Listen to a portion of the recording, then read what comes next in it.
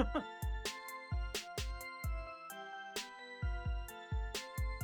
you go. Are you manually doing that, or is it doing that on its own?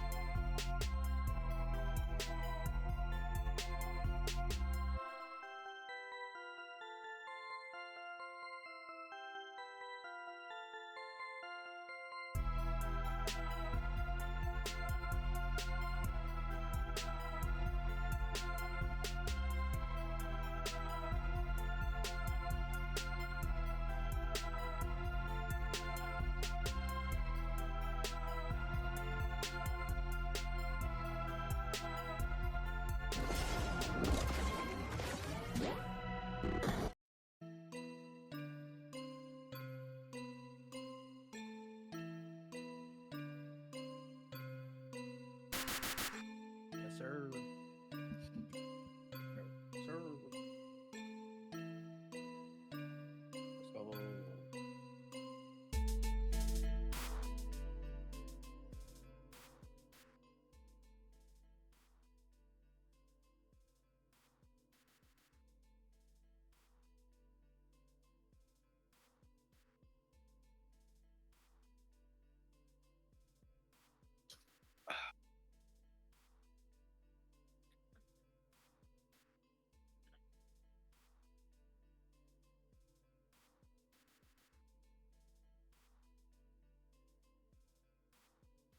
One second.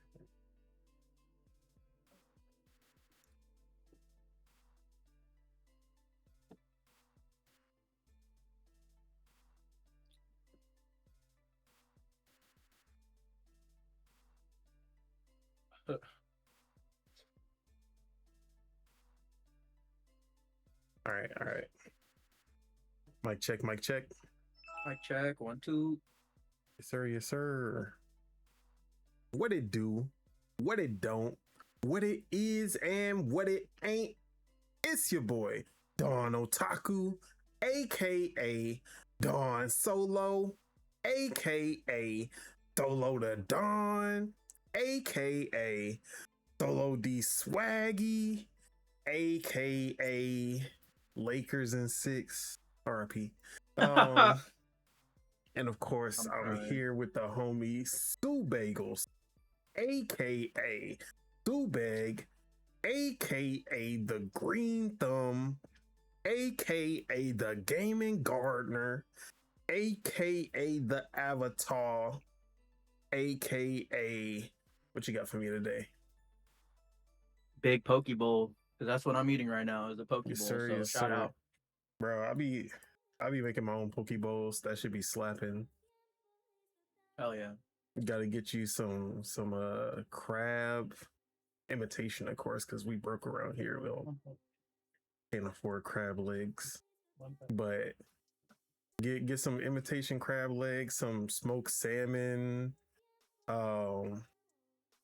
get some veggies to throw in there, get some gotta top it off with the sauces, sriracha, spicy Oh, yeah. mayo, or Hell yum yeah. yum sauce, depending on. But yeah, sometimes I'll This shit actually hits, like bro. grill some salmon or something.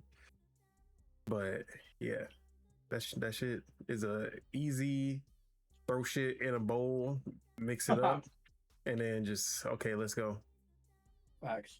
And it's relatively healthy as long as you don't go overboard. Yeah. So No, it is healthy. yeah, so I'll be trying to throw the poke bowls together Hell yeah. in a pinch. But For yeah, sure. man. Other than that, how's it been going? Bro, it's been going, man. I've been fucking working hella. Literally just been working hella. Trying to get my gaming time at work nowadays because I can't really even play anymore out. But I've been good though. I've been good. What about yourself? Same old, same old.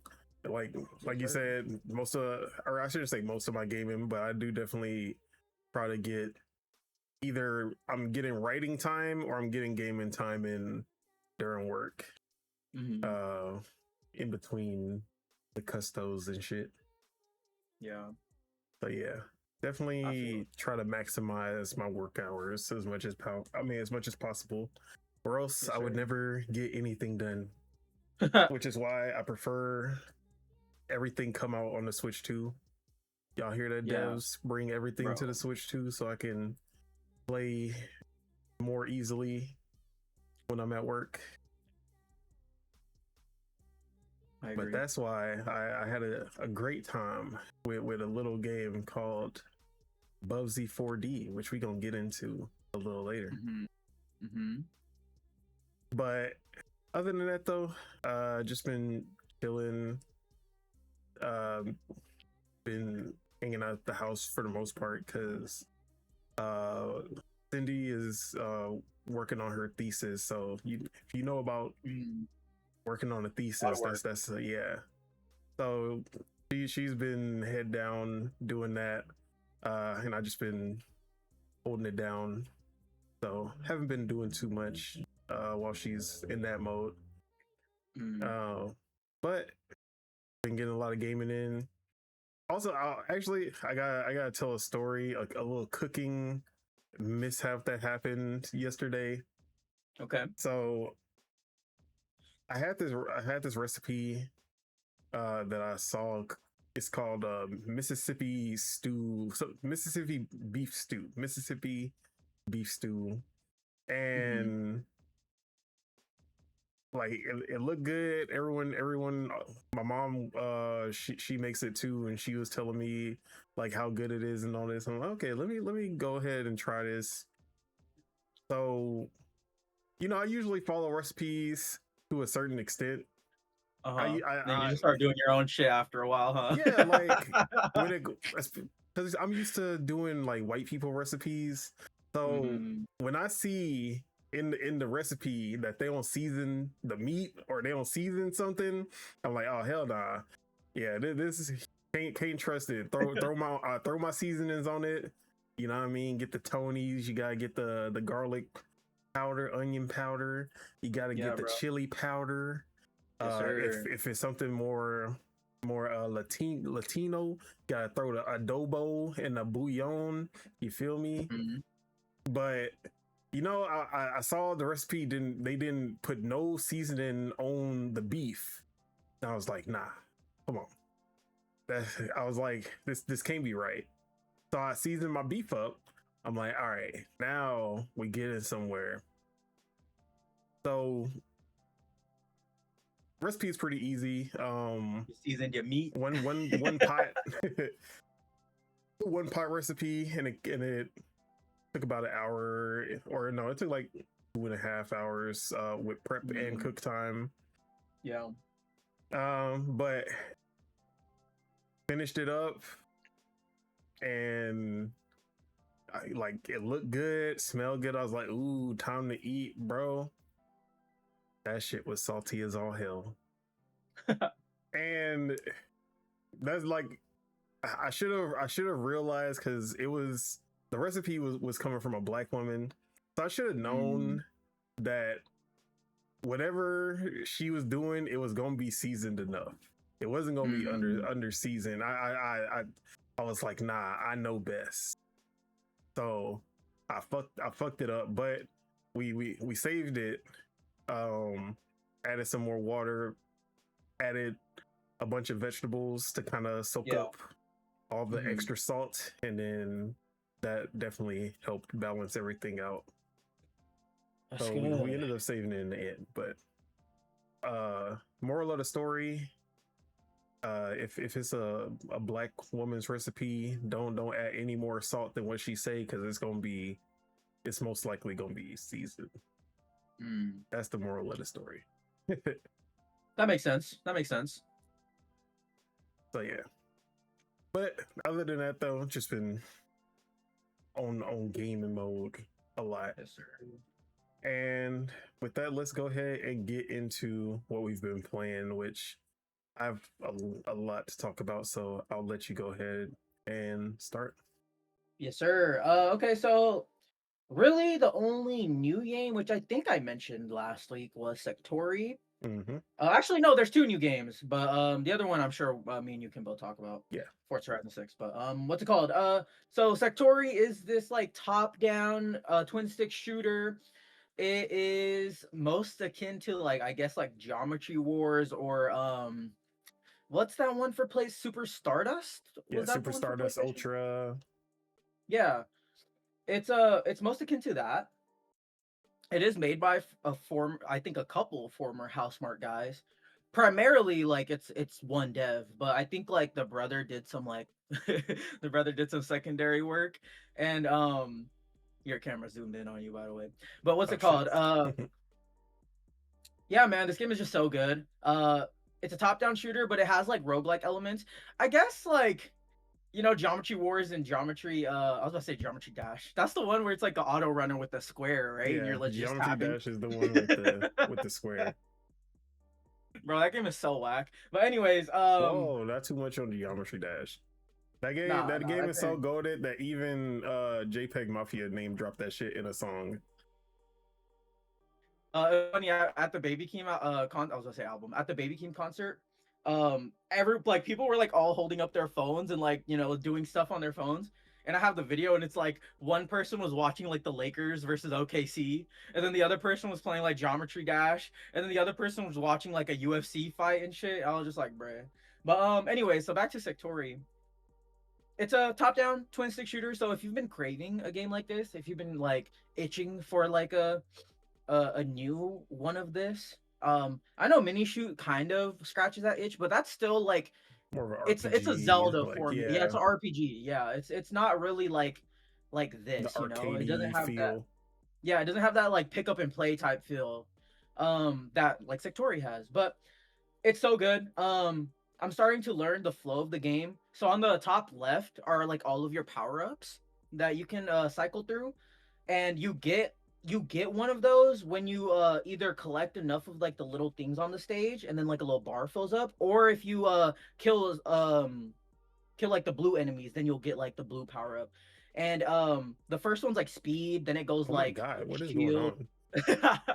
Then it goes like shield, and then it goes like score, and then it goes like missile, and then like your own Strike, weapon and stuff like that. Speed. Yeah, strike speed. A strike is your dash, and that's on a 10-second cooldown. But if you dash into a power up, then it automatically resets, which is fucking awesome. And like that's the flow of the game, because you can combo the enemies, but you really are trying to combo your like strike attacks.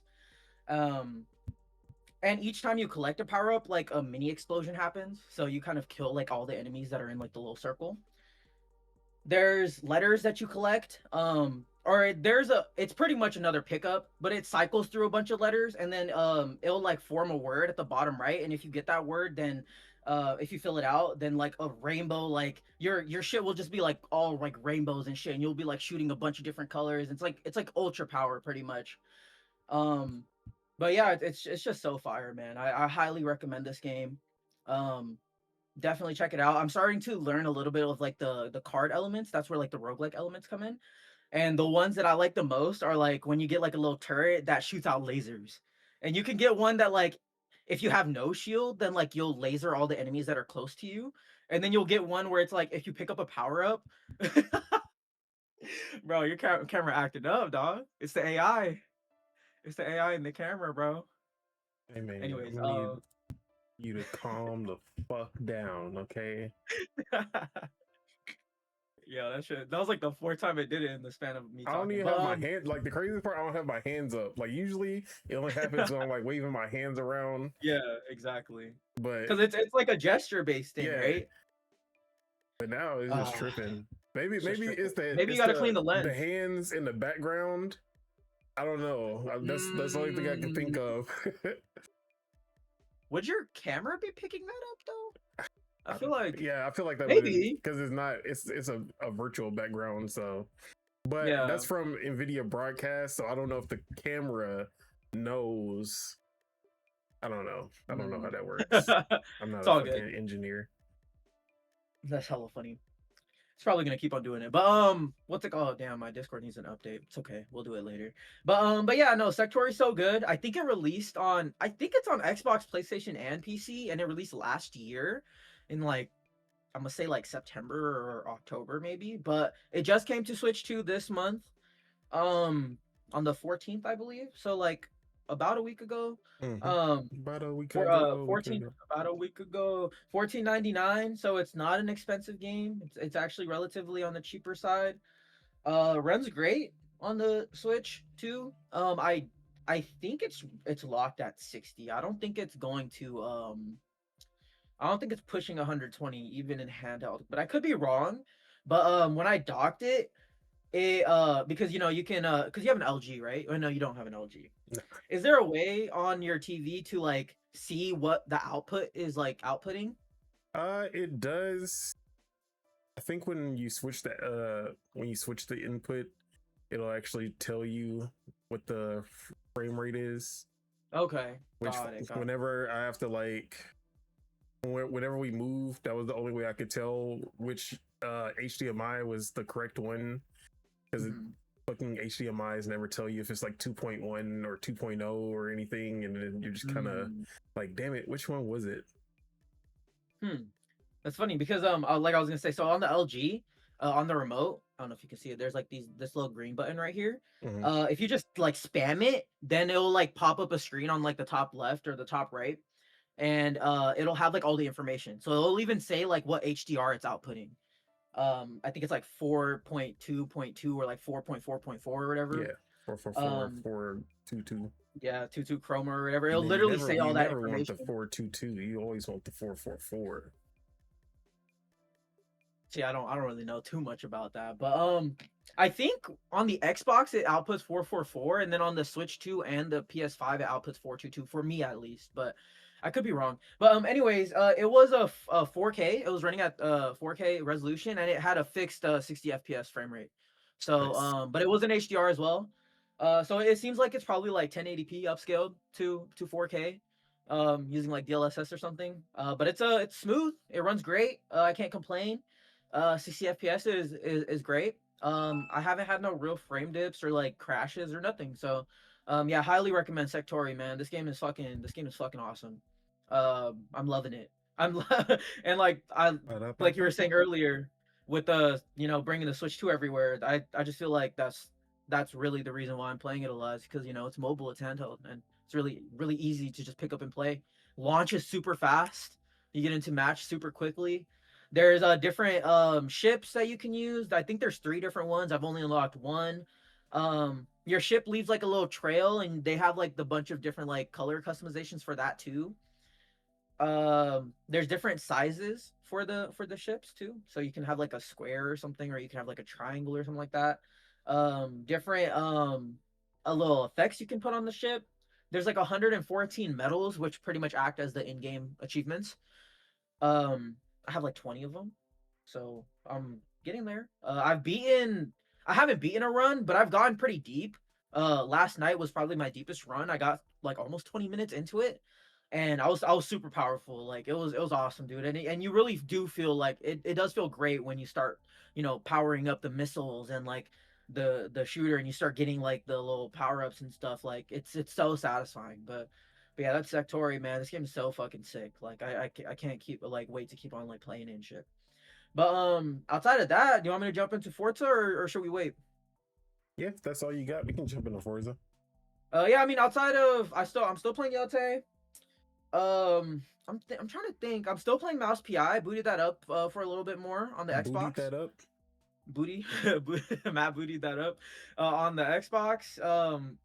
I'm bro, I was switching between like the performance and quality mode, and deadass, bro, I literally couldn't tell a difference. Like they look the same to me, and usually I could tell like a difference, but I was like, this shit looks like this. It's kind of reminded me of Metroid Prime 4 when I was switching between like the performance and quality. I'm like, obviously this is 120, but it looks the fucking same, you know? But especially when you're sitting like a little far away from your TV, you're not really noticing that blurriness and stuff like that. When you're sitting more up close, then you start noticing it. That's why like I'm really like I really noticed because I tried Ghost of Yotei on my PS5. I guess I could talk about that too. I've mainly been playing it on the Pro, but I've played like a couple hours now or a few hours now on the base PS5, and bro, there's so many performance settings in it. Like there's like five like base settings, and if you have a VRR display, there's three on top of that. So it's like I think that makes it up to like 15 different performance toggles for that game, which is kind of nuts if you think about it. Like but I locked in on the balanced mode with VRR on smooth, and I like that's where I got like the best like picture quality to performance ratio, I guess you could say. But I did try because they added a ray tracing mode onto it, which was only on the Pro, but they ported it over, backported it to the base PS5 like I think a few months ago. But I tried the ray tracing mode and it fucking sucks. Like it's really bad, bro. Like it looks really like because I have my PS5 in here, so I'm really close to my screen, So it looks really like really blurry, and the frame rate, bro, it wasn't even a 30, dog. Like that shit was like 24, like movie quality frame rate. But definitely the balance mode, no ray tracing, just regular raster, which I don't even think Yote really utilizes that much ray tracing. Like I feel like it's mainly on like the water and like maybe RTGI, but I could be wrong. Um but yeah, man, it's definitely play either the balance mode with VRR on smooth, or play the performance mode with just whatever VRR you have on the base PS5 if you got that, and you'll have a pretty banging experience because it's such an awesome game. I got all the melee weapons, so when you hold down RT, you can toggle between them. Um, they added another one on the left trigger. So if you hold down RT and you press the left trigger, you get the Odachi, which is the long sword, and that one's for the brute enemies, which is nice. Um, but yeah, I mean it's doing what I've been asking. Like it utilizes every single button on the controller, especially when you're in combat. Um, and the skill tree is actually like a skill tree worth like going through because you're getting more skills. You're not just getting like percentage increases or increase to health or something, because you get an increase to health by finding like the little hot baths in the world and stuff like that, So that's nice. I'm really just loving it. But it's a long ass game. I'm almost 50 hours in, and I'm only 50% done. So I'm assuming I'll probably I'll probably finish the game and I'll be at like 100 hours or close to it. If not, if I don't just start bum rushing the game. I really don't want to though, because I'm really enjoying how I'm playing it. Because like when people rush through games, that's how they get fatigued, Or when people like sit there and just blitz something, I feel like that's when fatigue settles in, and I'm trying to kind of avoid that. But yeah, outside of that, Forza. You want to talk about Forza, or you want me to spit my bars that I have? Oh, you can go ahead. So I've only played it on the Series X so far. And shout out to Brazil Pixel because he just dropped his Forza Horizon 6 versus and the Series S comparisons. And the thing that I like the most about Brazil Pixel is he not only shows how it's running in terms of frame time and the frame rate, but he'll also show the render resolution that it's at, and on the right he'll say like what output it's outputting at. It'll even show like the how much watts it's consuming. But yeah, man, shout out to Brazil Pixel. I remember when I first shouted him out on the show, he had like around 1K subscribers, and now he's at 8.4. So he's kind of people are starting to notice, which is good, which is really good because there's absolute no subjectivity in his content. It's all objective, you know, and I really like that. But yeah, I mean it's Forza, bro. Every time I look left, dog. Every time I look left, bro, something going on. I think you need a. Can you just put it on manual? Is there a way to do That's that? what I was trying to like. I literally just put it on manual, and that shit just started zooming in extra hard. Maybe it's the sensor or something. Okay. I took all that off, so It's all good. hopefully we chill. No, you're good. You're good. Chill. Are we live or are we just recording? Recording. Nice, nice, nice. But yeah, man. I mean, it's Forza. It looks great. I really don't have no complaints. It kind of. I feel like I'm not getting as much of like the currency as I was in like Horizon 5, but I could just that could just be because I'm like really early on. And I seen like if you just buy all like the extra shit in the shop, I think it's like hats or like skins or something like that, then it'll like take it out of your like reward pool when you get like the wheel spins. So it's like if you go in and just buy all the shit that's like hella cheap, it'll remove it from the wheel spins and you'll only get like the cars and the credits. So I'm definitely gonna look into doing that too for sure. But yeah, man, it's fire. I love the opening. It looks great. I mean, playground hits every time, so they hit this time. Did they though? You don't like it? Did they hit? I mean, there's the AI still has a little bit of rubber banding, maybe a lot of it. I haven't played too much of it. I probably played like 2 hours, but I mean, I really enjoyed the 2 hours that I played. Uh, if it seems like they added more like because I maybe I just didn't notice it, but I'm noticing way more people that aren't even on my friend list, but like that I know. You know, like I see Maddie plays fucking thing, and I don't even have him as a friend. And I was Yeah, like, what the when fuck? I I was like, that's saw Maddie. no, never mind. I saw somebody and I was like, I know damn well he is not on my friends list. And it was Yeah. Dreamcast guy. Oh. And I was like, Imagine we see Tim Dog out there, bro. hold the That's hella fuck. But then I actually looked and I was like, wait a minute, he is on my friends list. When did this happen? Nah, I bruh. probably added him back when I used to watch Spawn Wave and I didn't realize how he was. How much of a character he is. Yeah. Everyone's a character, bro. Even it's funny because I was hating on Gaz, but like I met him, you know, and I seen like the off-camera version of him, and I'm like, honestly, that's my dog, low key. And I fuck because with at guys the yeah, on I and fuck off with the Gaz court. too. You know, on the court I don't know, but off the court he's the what's it like? He's kind of like who would that be in basketball comparisons? I'm trying to think. I don't even know. Maybe it's on the court like I fuck with like PG, but off the court I don't fuck with him. There's a lot of off the court players in the NBA. And I'm just like, I don't know about you, but you're a pretty good player. But I guess that's just how it is now because kids are coming up and they're like rich, you know, they're not fucking struggling like LeBron was when he was young. But yeah, what game were we talking about? Forza. Forza. I mean, it's great. I don't have anything bad to say so far. But do you have something bad to say about it? I have a lot of bad things to say about this game. Yeah, you're capping, bro. You can't. This is the game of the year nominee right here, bro. You can't. We can't So be negative, bro. No, I'm just kidding.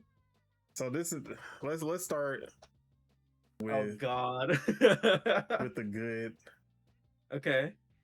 So obviously, Playground when it comes to the visuals, definitely hit it out of the park.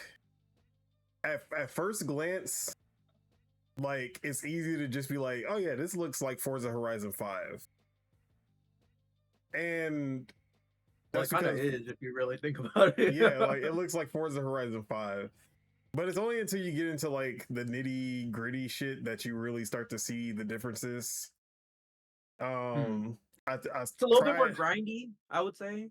yeah, definitely. Or are you talking about like the progression system? The progression, yeah. Yeah, definitely. They tone back, just throw in credits and cars and wheel spins every 5 seconds, which I like a lot. Because I do end up spending more time with some of these cars versus just every race. I got a different car. Yeah. So game Bro, it looks sounds like you want to play gorgeous. Gran Turismo, bro. Nah, I don't want to spend that much time. Nah, bro, Gran Turismo's so good, dude.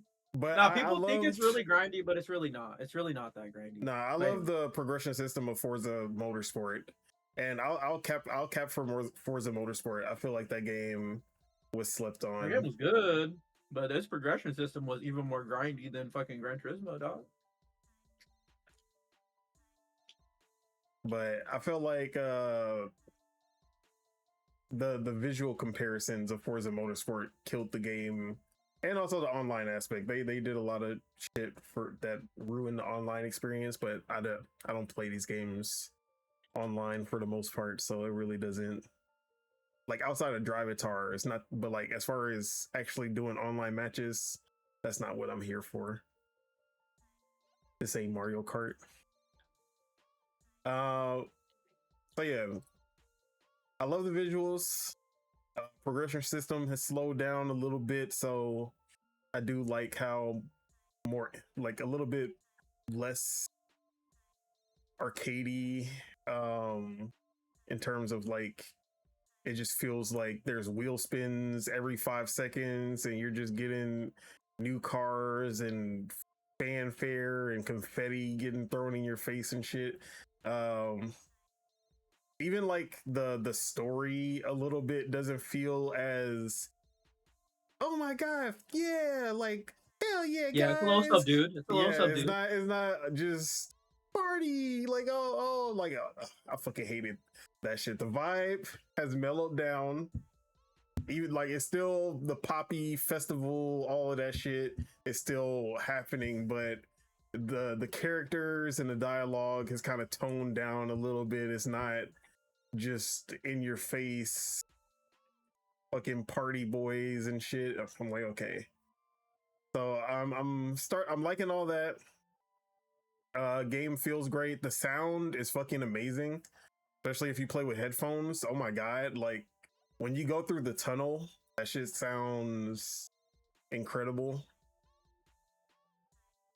All the sound effects just sound a lot better. The engine noises, everything is so much more high quality. And Forza Horizon 5 already had like a really good sound quality to it.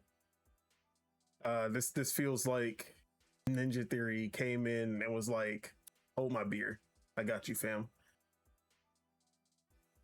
But yeah, I like the game a lot. Good. But I do have some nitpicks. I was joking about like hating everything, but I do have a few nitpicks. One of the main things. Oh, before I get into the nitpicks, I have to give credit for the first time.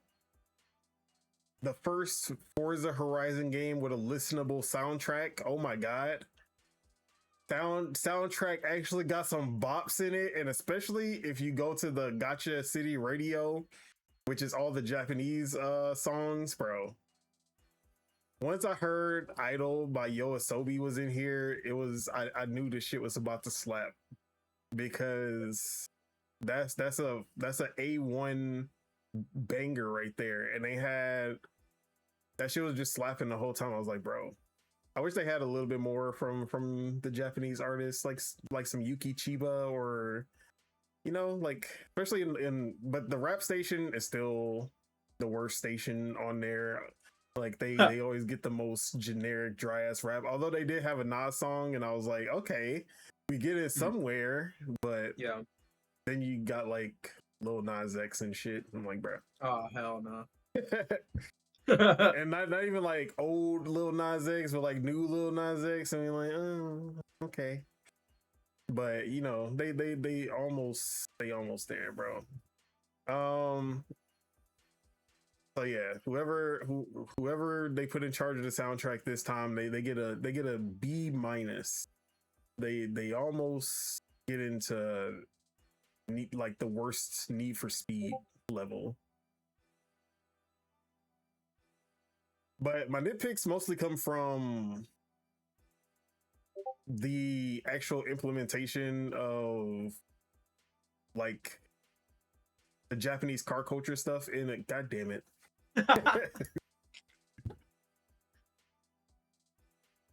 Hold on. All right. I feel like the only way I can keep it from zooming in for no reason is if I just keep it on upper body, because it'll try to zoom in and then you'll just see it like going and like nope. Yeah. But like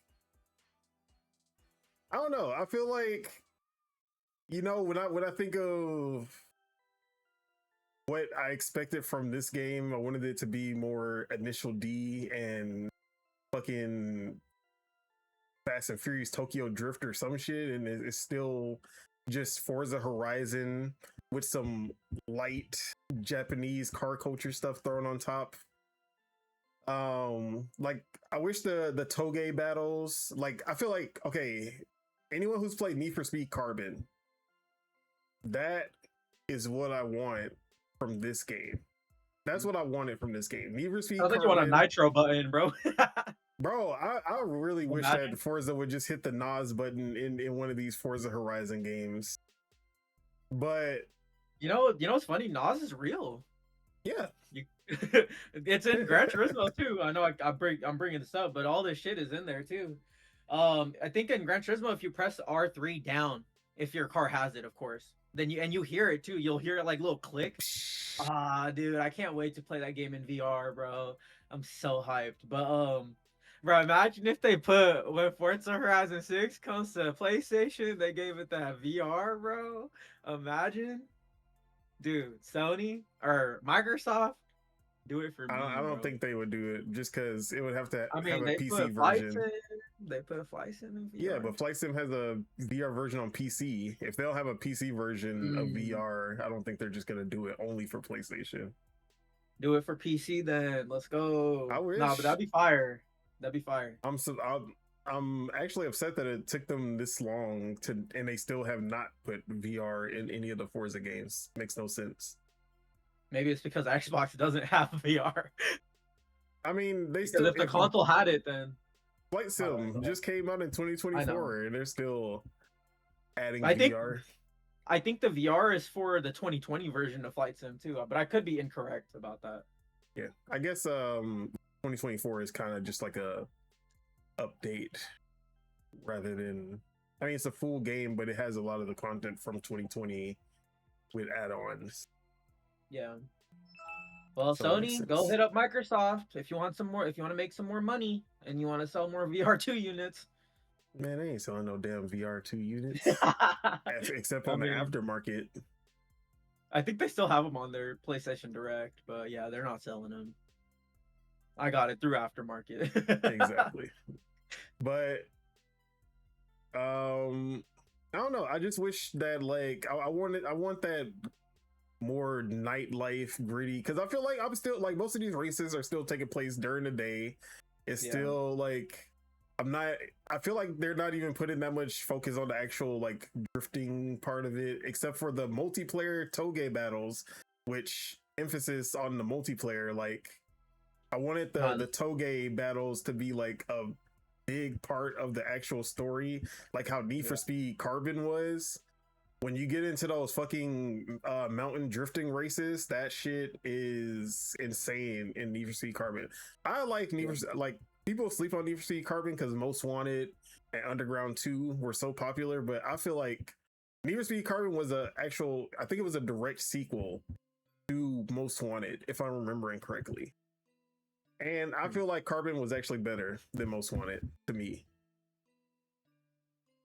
But yeah, that's what I wanted. Something. Is Carbon a PS4 game? PS4, Xbox One? PS3. It's a PS3 game? PS3, yeah. Xbox 360. Maybe it's still in the store, on the Xbox store. Yeah. I don't know. I think those Need for Speed games usually don't end up making it. Because of music, right? Yeah, music licenses and all that. But Bro, I need to try Forza on my PC, dog. I really want to see how my shit can run it. Oh yeah, I tried putting my shit on Extreme RT at first. Dog. I showed a picture of my VRAM. That shit was yelling for help. That shit was above. Like, I have 12 gigs of VRAM on my 4070 Super, and that shit was screaming for help as I was trying to run that shit at 20 something frames per second. And it was so bad that the visuals looked like ass. Like my PC, the settings said extreme, but my PC said, hell no, you thought. Like that. Then I put it on Ultra plus RT, which is the step below. And then I was able to get like 50, 60. And it looked better than what my PC was trying to do at extreme. So yeah. No, the Series X runs the game fucking amazing. Yeah, like I was saying, it literally it targets in the 60 FPS mode, a 4K resolution, and it hits it. Yeah, much. So I was playing on the quality mode on Xbox. Oh, and visually it looked. I feel like maybe it's just because it was on the OLED and my PC monitor is not OLED, but visually it looked better to me. Like when I was looking at it, I was like, this just looks better. I don't think it has the RTGI like on my PC on Ultra plus RT. It had the Ultra GI. I mean the GI. It was on medium, I think, but it's still there compared to the Series X. But I just felt like the colors, the lighting, just the overall image just looked better to me on the Series X. So yeah, it's probably because HDR, OLED, deeper blacks, all that stuff, you know, it makes up for the loss of the, you know, because you're losing out on the PC shit, but it makes up for it, I feel. That's why I like console gaming, you know? And you're sitting a little bit further away from it, so you're not noticing all that extra shit as much, you know? So it's great. Yeah, so no, I have no complaints how it runs either. I was this actually makes me my bad. This actually makes me like feel like Fable might actually run 60. Like this is starting to make me feel I don't think there's any doubt that it will not. Well, I don't think that there's any doubt. Wait, what the fuck am I trying to say? I don't think there's any doubt that it won't. Okay. That it won't run at 60 FPS. I'm trying. Yeah, no, I have some doubts. Maybe not the Series S, but the thing that does give me a little doubt are the character models because them character models still kind of look like cheeks. But yeah, but I feel like if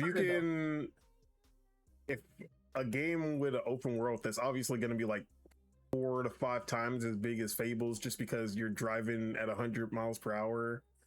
Yeah. And it's able to stream all of this at 60 FPS on the Series X and S. Versus smaller world, obviously is going to be a little bit more detail since you're walking through, but I feel like it's not like if this engine can handle this game at 60 FPS with all of the bells and whistles, I don't see how Fable is going to be any different. Yeah, I feel like the engine was just kind of made to hit these performance targets from the jump, and of course it's Forza Tech.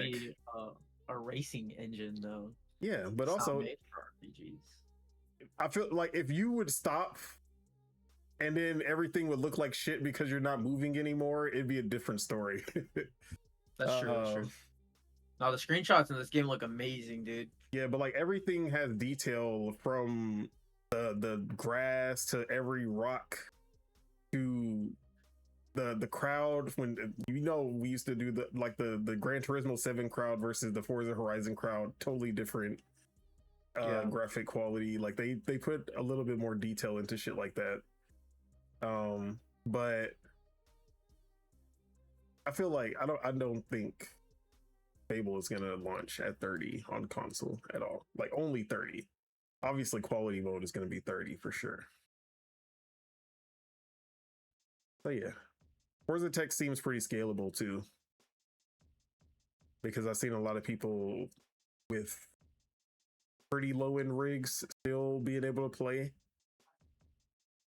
and the Steam Deck verified.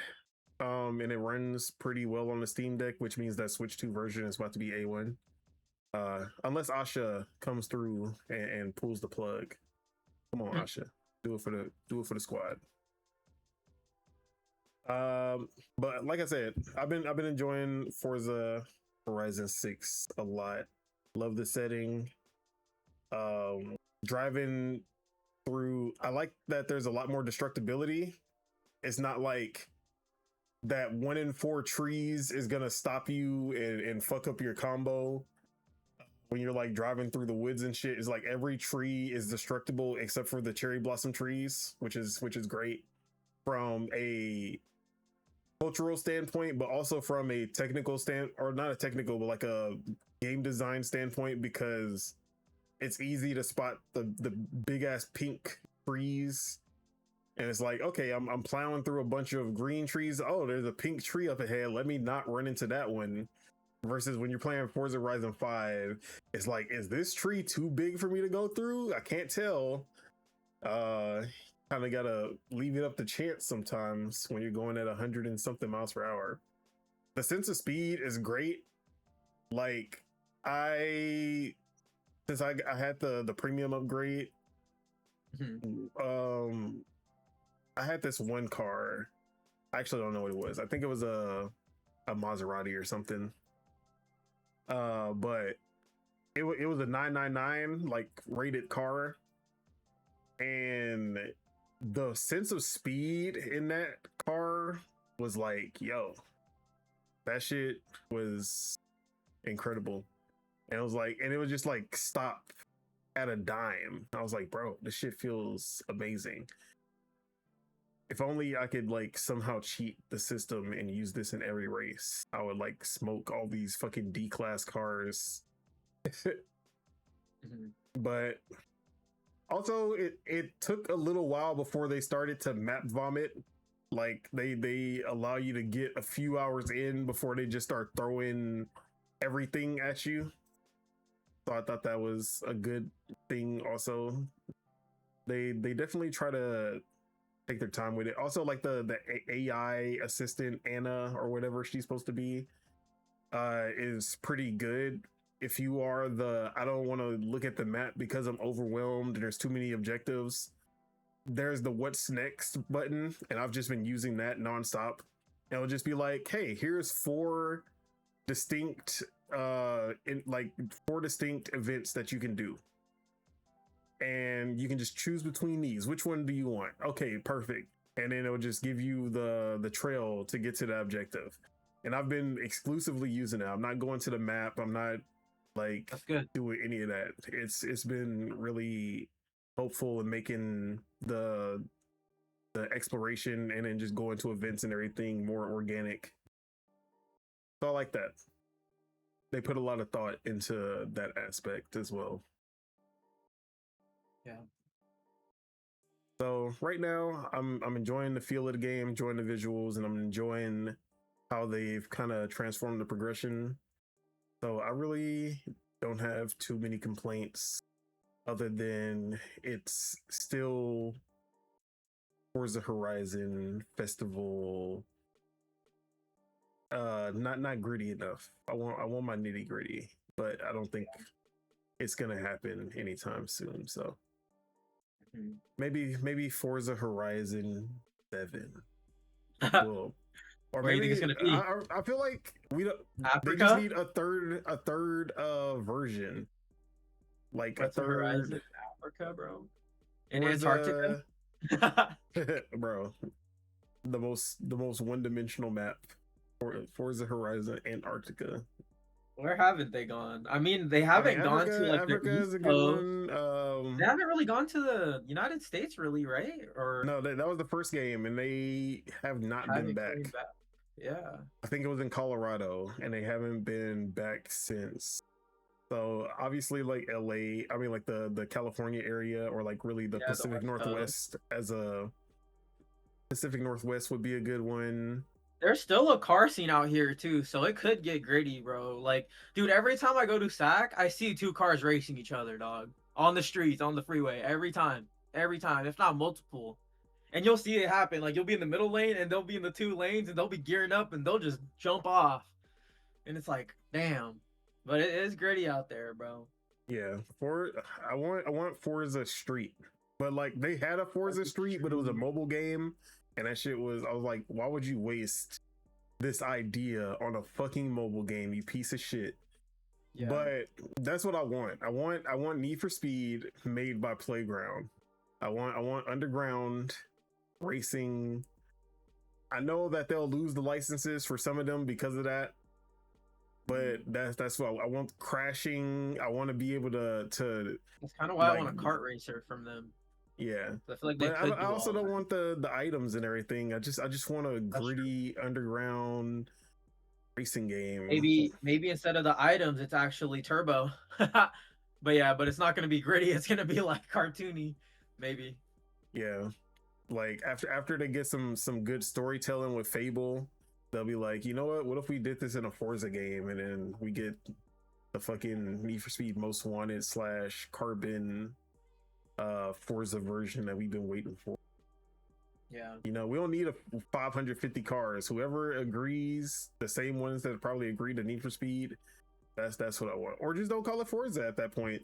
If you don't want the brand to be associated with it, it don't got to be a Forza game. Say from the creators of Forza, Street Racing X something. I don't know. Sounds like it just feels really bland. Like you want something that doesn't feel bland, you know? Yeah, like most car culture is not like the most exciting car scenes is the illegal car scene, and I don't want legal. I'm tired of the legal shit. I want to get down in the underground. I want to see Forza go there, or Playground at least. Yeah. But that's more of a nitpick than what the fuck. I like how I go on I see a YouTube, like the suggestions for the next video on YouTube, and Video Game Donkey has a video out called Forza Horizon 6 versus Samson. And now I really want to watch that. So that's going on the watch later. So yeah, Forza is great, and of course, seem well deserved. We were kind of speculating like this might be the one that they feel, oh, you know, it's the same Forza. It's been Forza. You know, we're kind of thinking it might be after 6 times doing the same thing. Maybe they start rating it lower. Nope, still 90 plus. It's actually 92 on Metacritic, 91 on Open Critic, which is the same as Forza Horizon 5. So nice. It has not moved since, which is good. It's what you want to see when a new entry comes out. That's consistency. But I do feel like they did just enough to warrant keeping the score around the same. I do like the quality of life and the progression changes that they've done. They've been making it a more enjoyable experience than what it was in Forza Horizon 5, for me at least. So yeah, other than Forza though, before I get into the game that I just put out a review for, Bubsy. we back on Fortnite. We back on Fortnite. You know, there was a little time where I felt like I think it might be over for Fortnite. You know what I mean? It's been feeling a little stagnant. They got a new update in Zero Build. That's a game changer. And I was like, yo, they did it. There's like me and my friend Will, who I always play with, along with my girl Cindy. There's one thing that we always been complaining about when it comes to like the battle royale, and it's that I hate that you gotta float down. We both always complain about this shit. Like you get to a certain point and you just gotta kind of float all the way down. And you just gotta kind of, you know, like you gotta sit there and glide all the way down. Whereas every other battle royale, you just drop straight down, pull out your parachute at the last second. Yeah. So they finally fixed that exclusively in Zero Build, if I remember correctly. I don't know if they added it to build mode or not, but you can now just free fall. Once your glider comes out, you can free fall and then pull it out at the last second. And then depending on like how late you pull it, you'll still take some damage. Even if you pull it, like other games is like, it don't matter when you pull it, you just, as long as you pull it, they'll let it slide. And this one, you do kind of take some damage if you pull it a little too late. So I thought that was a good implementation. But now you also drop with a pistol. You drop with a great pistol, and you drop with one potion. Another thing that they've changed is that the temporary shield that you get in Zero Build, where you have like the extra 50 that regenerates. Now, whenever you take damage, if you kill somebody, if you eliminate someone, the shield automatically regenerates. So if you're like in a dogfight with like multiple people, if you get that kill, that could be that make or break moment that gives you the energy that you need to get the other kill. So they've done a lot of really good quality of life changes in that aspect. Oh, also the biggest one for me, infinite sprint. If you pull out your pickaxe, you can run forever now. Which is my bit. Like I hate not having, like, every battle royale has infinite sprint except for Fortnite, and that shit has pissed me off for so long. Nothing is worse than just like running for 20 meters and then having to stop, wait for the shit to regenerate, and then start running for 20 meters again, and then like this repeated ass process. So they finally did it. You just pull out your pickaxe, you can run infinitely, and that right there is a game changer for me. So the feel of the game just is hidden better now. So we've been back on Fortnite ever since this update came out, and I've been having a good time again. Like I feel like we back for good. We've been playing the last 3 nights, so it's back to that consistent every night. Oh, Fortnite, yeah, let's get on. It used to be like, Fortnite, nah, you know what I mean? I got some shit to do, can't. Yeah. So I'm glad to be back. My live service bag again. Hell yeah. But other than Fortnite, Bobo Bay still kicking.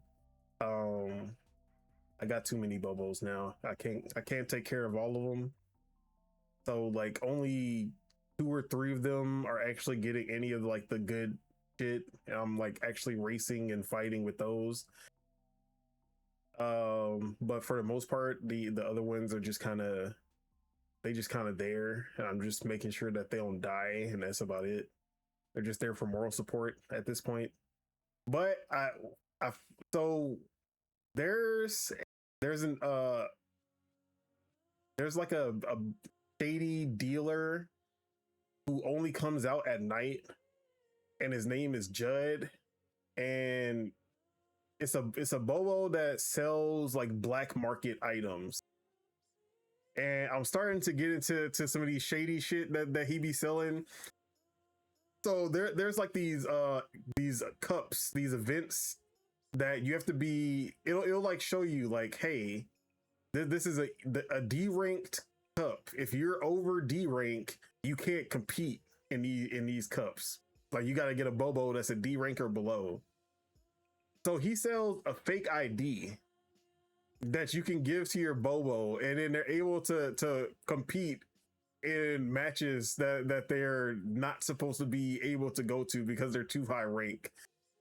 And I thought that was fucking hilarious. So I got like my C rank Bobo out here just beating the shit out of these E rank and D rank Bobos and just getting money out of all these easy ass battles.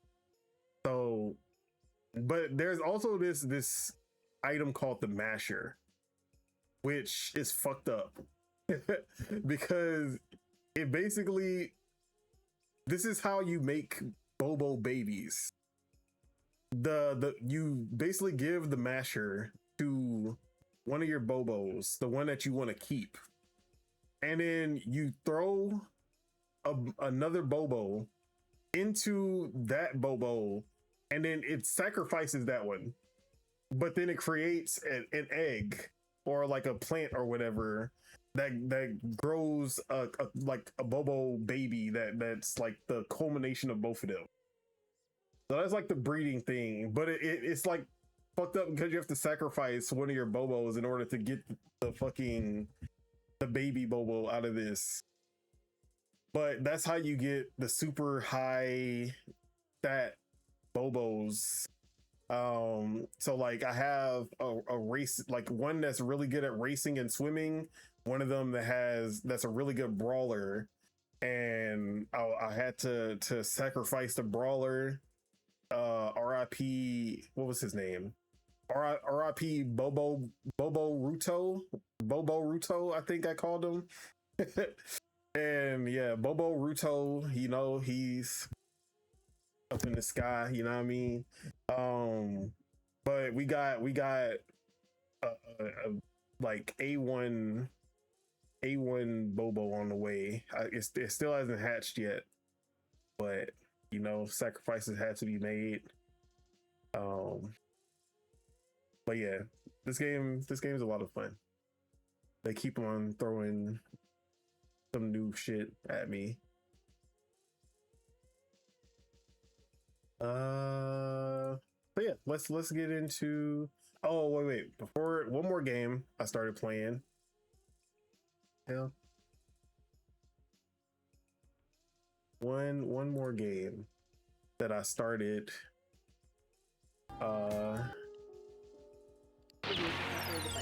So I picked up and Anova. Catherine, or I didn't pick it up. I've had this game for fucking ever, and I don't want to say that. This is Atlas's unknown gem. I feel like super slept on. But this game, I had it on the 360, the original Catherine, but I never played the full body version. And I've had this on the Switch forever, but I just never got around to playing it. And then I was like, you know what? Part of that project. I think it's They time. moved these codes to fast drop in Houston. They have to live under a tree under certain conditions. First and Something like foremost, that. the music, If not, they don't as survive. usual, from You can't tell me I'm spreading propaganda, Will, when I spoke to the person doing the whole thing. Shojido? I forgot. You spoke to the source of the propaganda, like right off the bat. Yeah, exactly. Okay, fine then. He's making it up then. He is the Studio primary Zero. source. Yes, They but just he's making it up. They just Don't like believe it's like going box. straight to FDR Jr. in every game. But this is not a turn-based RPG like Persona or Metaphor Refantazio.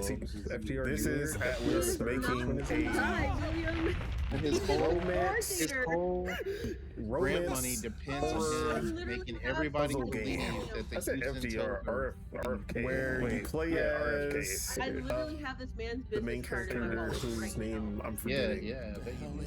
And he's like that grant money. This I'm glad that they're older programmer or something like that.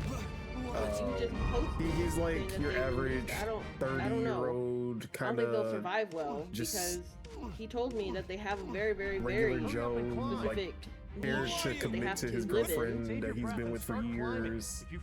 Her name is Catherine with a K. Extinct. Remember that. In Houston.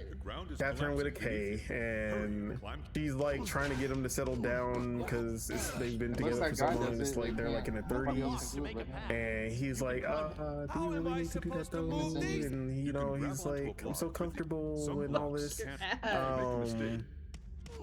But then one night, he has a dream that he's in this tower, and he's on this tower of blocks. They're falling down, and he has to climb in order to survive. More than 1 million total. And the University of Houston has nothing to do. So this is like the puzzle aspect of it, is that you have to move these blocks. I'm You can pull and you can push them, and you have to basically climb to the top by like creating stairs and other and pathways in order to make it to the top. And it seems simple at first, but it's like really challenging. It's a really good puzzle game because there's a lot of thought that goes into these puzzles, and you can rewind a few times whenever you do certain actions. So if you mess up, you have a chance to rewind, but sometimes they'll just get to that point where you really can't make any agencies moves, were and you're just involved, kind of stuck because of the way that you place the there's blocks, one guy or that how blocks have fallen into place, and then this is the person at the Houston Zoo that I was talking to. But that's what I'm saying. That's what I'm saying. He starts to realize as he's having these dreams every night. And then it starts to become apparent that the picture that you posted, he had a friend says specifically who was talking about these dreams, and then he woke up dead. And it was like this thing that was going around, these mysterious deaths where men were just dying in their sleep, and they would just look shriveled up like a mummy. Central Texas is like desert. Basically, if you die in this world, in this dream, you die in real life, and that's how these people are dying. So every night he has the same dream, and he has to climb a different tower in order to make it to the top and survive. But then when you wake up in the real world, you're like juggling these choices, and like all of your actions change the events of the story and then the ending.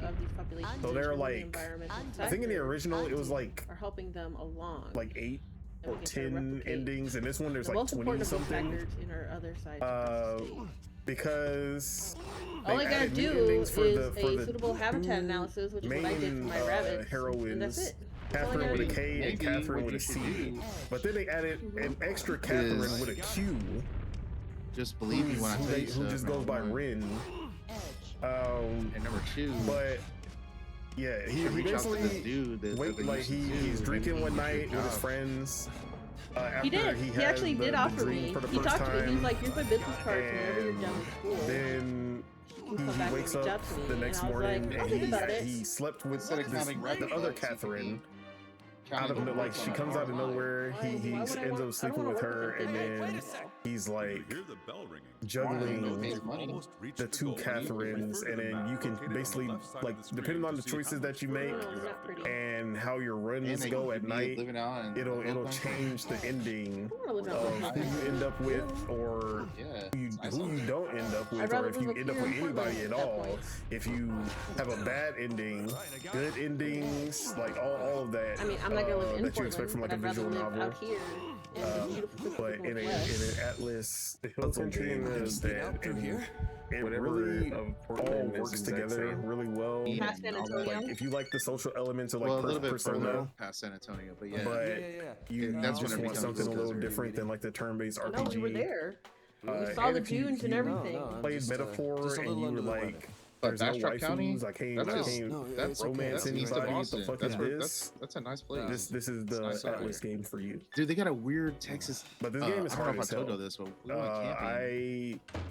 There's this.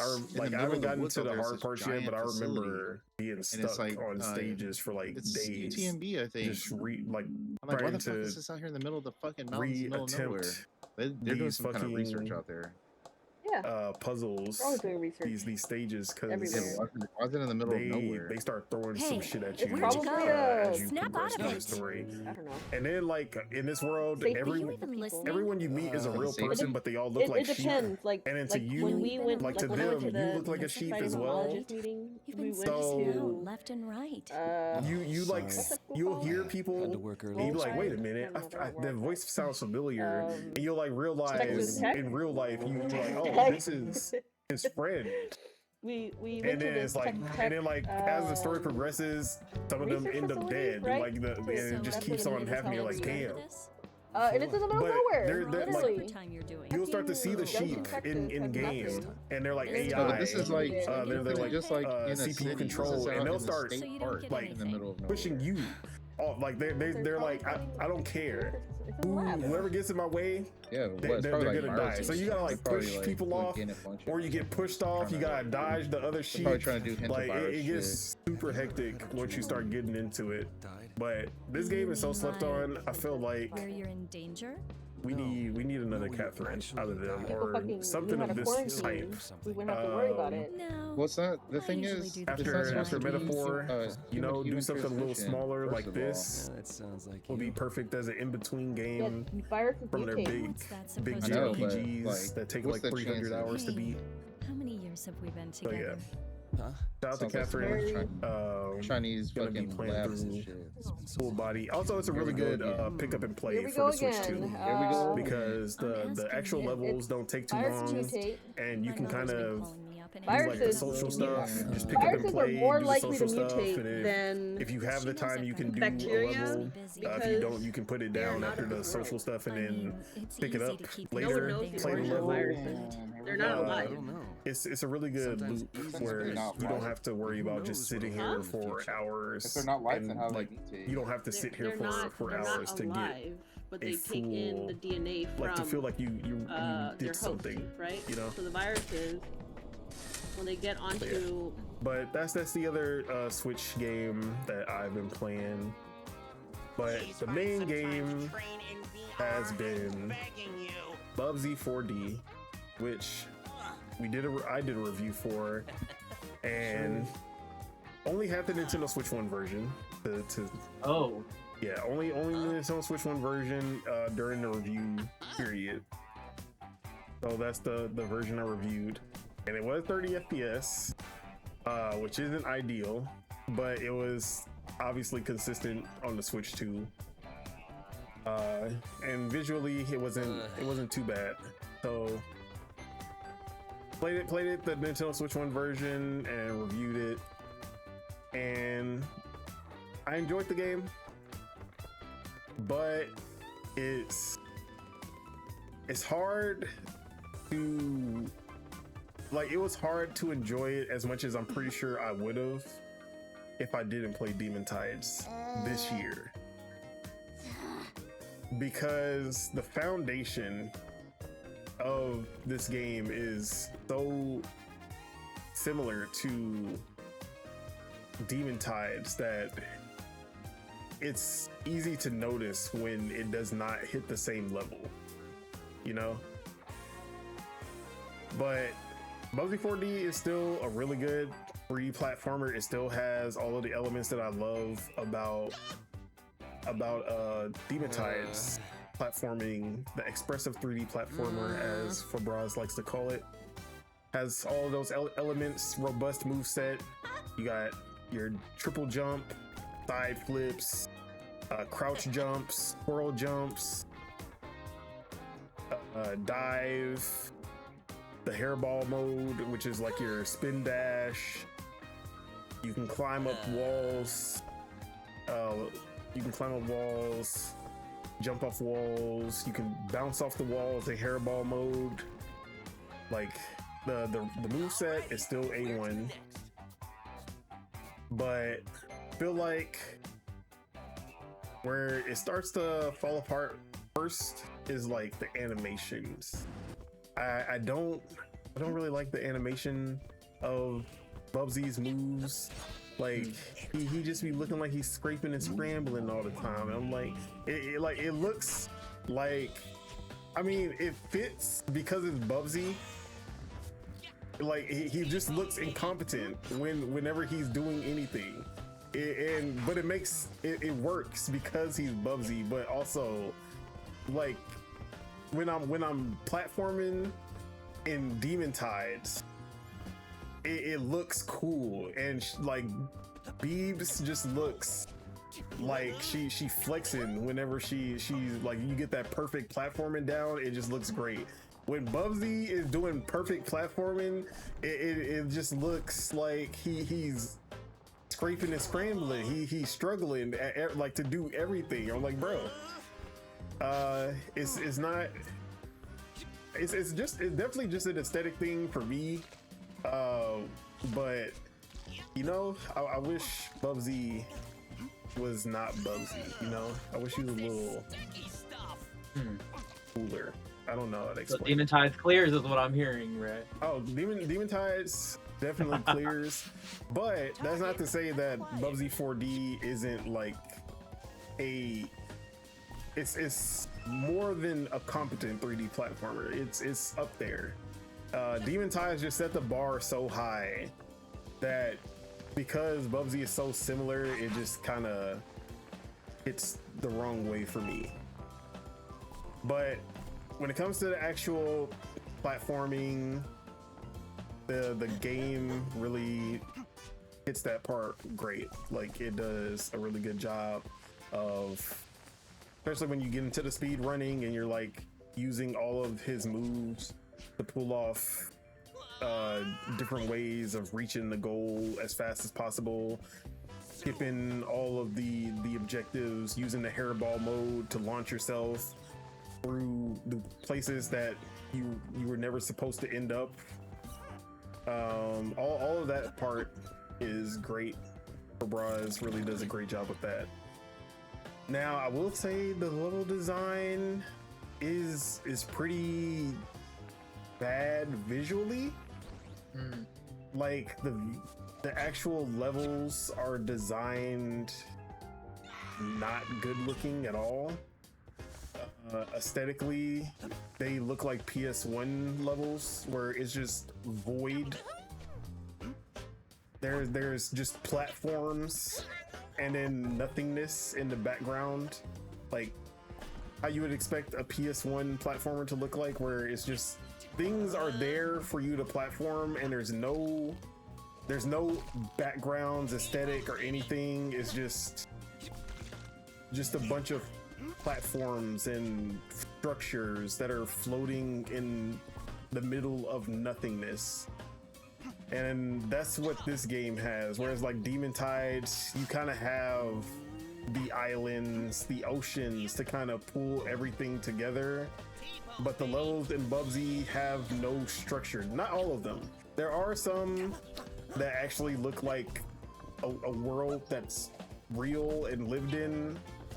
But then like the later stages feel like they were just throwing shit that worked well as platforming. Like they're great to platform through, but they're just aesthetically unappealing.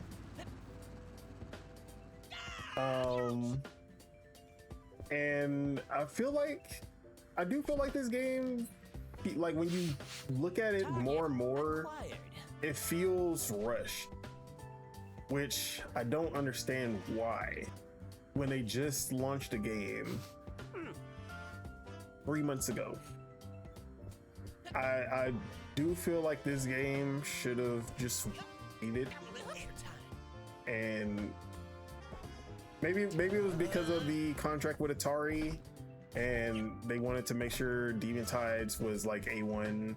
They put a little bit more time into that game, but like they had to get Bubsy out at a certain time for the publishing with Atari. I can see something like that, maybe. But this game just feels kind of unfinished. Like, it's short. It's 3 worlds, 5 stages each with a boss at the end. So 15 in total, which is Levels, huh? yeah. Which, I mean, for $20, Not bad. not bad. But when you look at Demon Tides, which is $25, for $5 more, you get a full open world, like 30 to 40 hour adventure versus like a 10 to 12, maybe 15 hour, like 100% with this game. So that's where I was like, it makes it harder as I compare it to Demon Tides. I feel like if Demon Tides hadn't came out yet, I didn't fully play through that, and I could just kind of judge it on its own merits, I would be a little bit more positive about it. I tried to be more objective when I was actually writing the review, but as I was playing it, I was definitely not as I wasn't feeling it as much. Except for doing like the speed, like I felt like the only time I was really enjoying myself was doing the speed running. But as I was doing like the collectathon and trying to get all the 150 yarn balls in every stage and find the blueprints, it was less appealing for me. But Bubsy, like Bubsy and the characters in this game are hilarious. I do like that part of it. The jokes land for me a lot. I was actually laughing through a lot of the experience, so that was good. At least the story isn't like not like Saturday morning cartoons. It's just really entertainment. I mean, really entertaining. It's funny, but obviously nothing too deep is really happening. And then the boss battles are great. The boss battles are, all 3 boss battles are really distinct from each other, and they're pretty fun to get through. They have a little bit of challenge. Like, I did restart maybe once or twice on each of them. So actually will say I died more often than I thought I would in this type of game. So not from like enemies. The enemies are usually pretty easy. More from like coming up short on platforming, like not doing the right move and falling off. So there's a bit of challenge in here. Some of the hazards are also pretty deadly if you fuck them up. But Bubsy is a solid 3D platformer, mostly because of the mechanics and because of the feel of the game kind of carry. I'd say like the characters and the humor, the dialogue carry, but then it's like the level design doesn't hit. The short runtime just feels like it could have been a lot more. But for the most part, I feel like anyone who hasn't played Demon Tide will probably enjoy this a lot. And the scores are sitting like a 73 on OpenCritic and like a 61 on Metacritic, which I feel like is because a lot of people have not. A lot of the OpenCritic reviews are coming from YouTubers and smaller channels who probably like indie platformers and they don't really care about production value as much as the IGNs and the Game Spots and Game Informers, who probably put a lot more stake into the production value of a 3D platformer. Hence 94 Astrobots, 94 Metascore for Astrobot, and production value is like 90% of what's going on for that game, you know what I mean? But we're not gonna talk about that.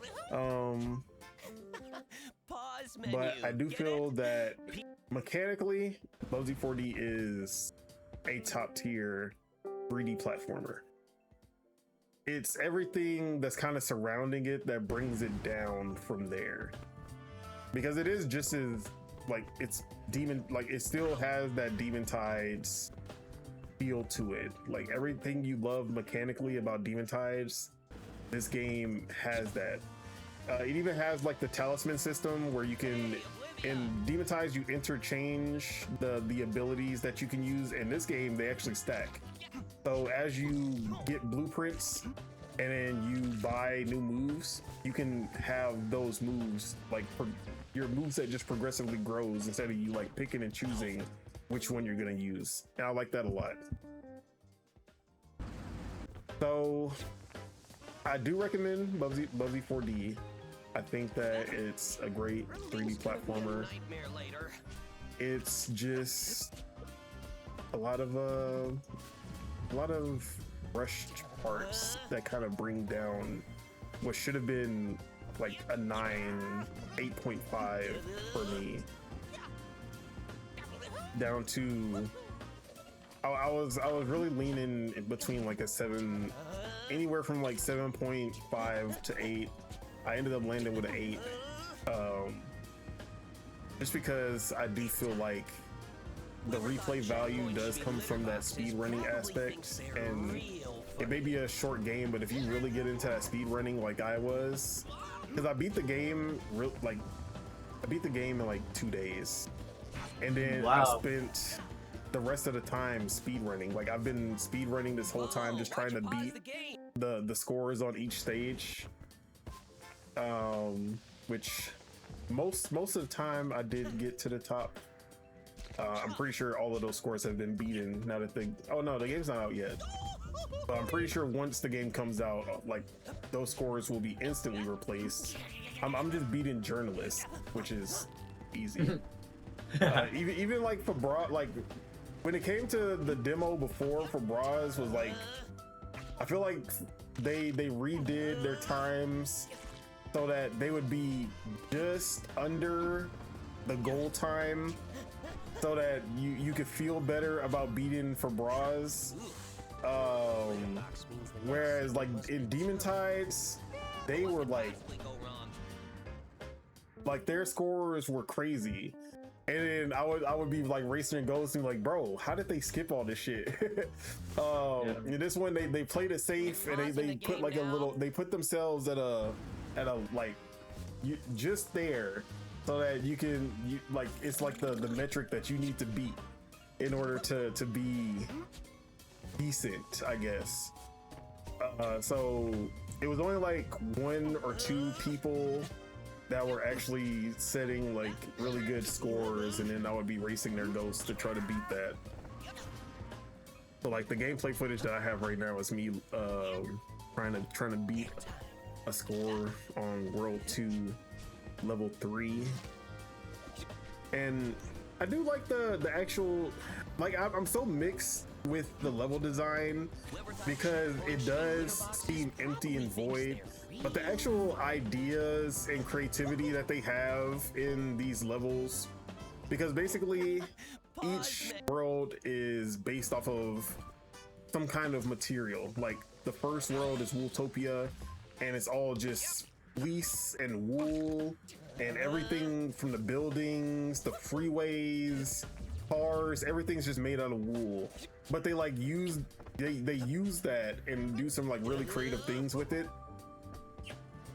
But then you just like when you're just looking at the what's beyond the platforms is just void, nothingness, just no skybox, no nothing, just dry nothingness.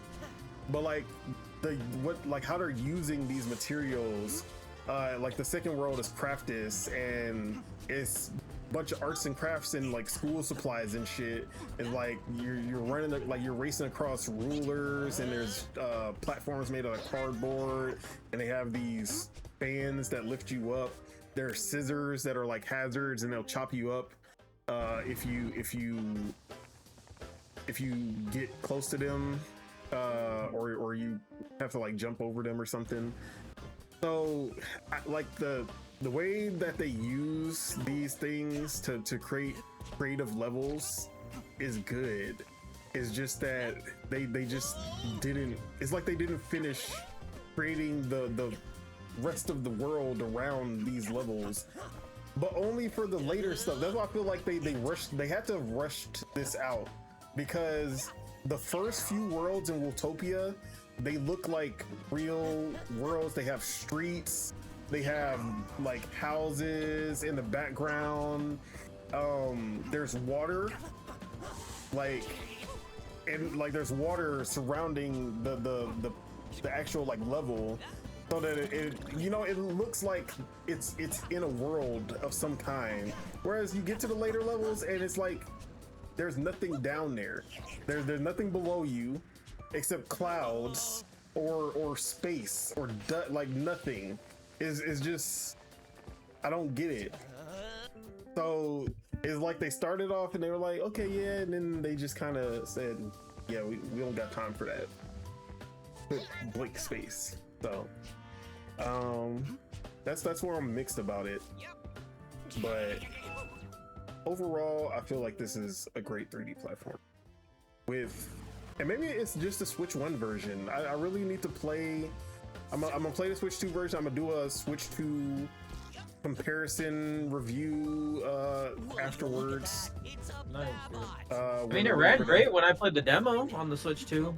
It ran great. And like, so you play the first few levels, which is Worldtopia, and all those games look like, all those levels look great, and they look complete and fully realized. It's only until the later levels that they start to look iffy. So that's why I'm like, maybe it's just because the Switch 1 isn't rendering the rest of like the backgrounds and shit, and they have to like tone it down to make sure it runs. So maybe when I play the Switch 2 version and I get to these stages, it's gonna be a completely different story. But we will see when I do that comparison when the game launches, because it's a free download. Free upgrade. I just have to wait for the actual, because it's not a Switch 2 edition, so it's not like an instant. It's like a separate download. I have to wait for that. Yeah. Wait for it to hit launch. Ooh, yeah. I'm excited for it to come out though. I'm gonna get it, so I'll get it for the Switch 2. Yeah, I fucking love the hairball mode, because that is a fucking cheat code when it comes to speedrunning. Because since it's physics based, it'll either help you tremendously on accident, or it'll fuck you up in the worst way. Because if you run into something, like, you don't know what's gonna happen. It's so unpredictable. And sometimes it'll launch you across the level and you're just like, oh my god, I can't believe I got such a boost. And then other times you'll barely touch something and then you'll get sent flying the opposite direction, and you're just like, you son of a bitch, you just ruined my fucking run. So yeah, hairball mode is great. It's literally spin dash if you can actually control the spin dash. Like Sonic spin dash is literally, you go straight. You can maybe like do the little left and rights, but you're not like fully in control of spin dash whenever you're playing a Sonic game. Whereas this one really gives you the full control, and that's like that's how you win. That's how you really get the best times. Like, you have to spend so much time in hairball mode, but it's high risk, high reward, because if you fuck it up, it's over for you.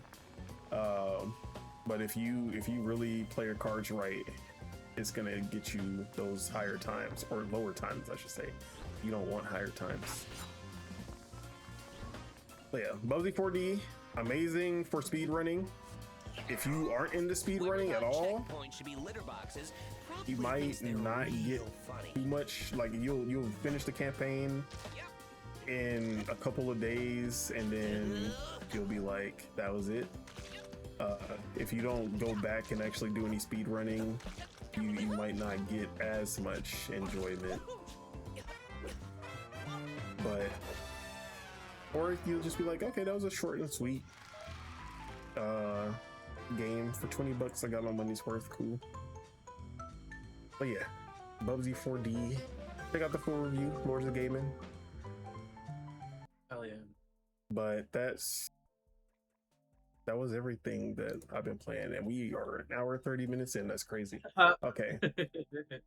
So let's get into the actual topics. Gonna speed run some on the radars real quick. I got two on the radars. Shout out to Play Acclaim. They picked up a new game that looks pretty great, and this one is called Kid Bash Super Legend.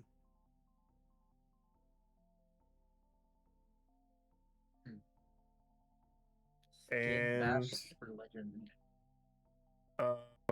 this is a 2D platformer roguelike with a nostalgic kind of, it has like some Mega Man elements, it has some Link's Awakening art style to it with the like clay models, but it looks great.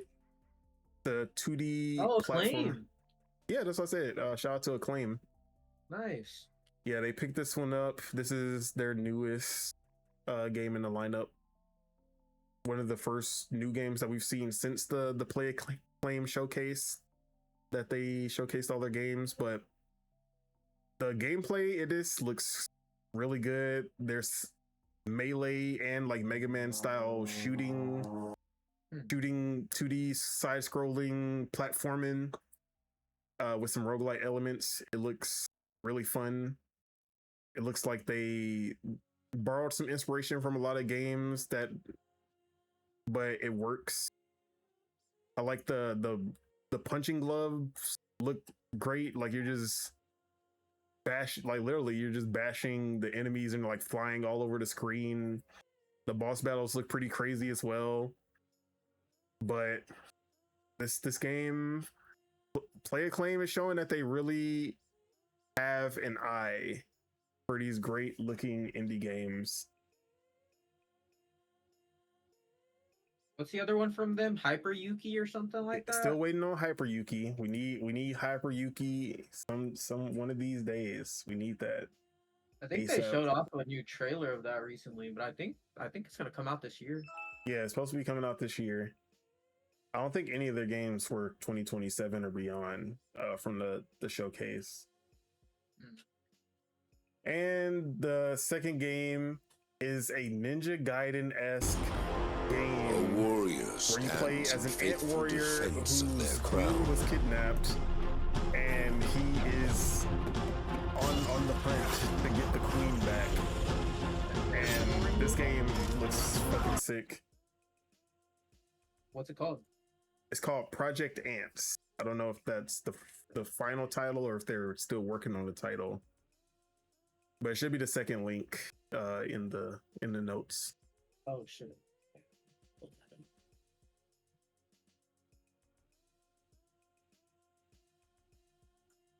Oh, that's not where I want to go. But visually, it looks great. It looks like they have some side-scrolling elements, like Ninja Gaiden Black.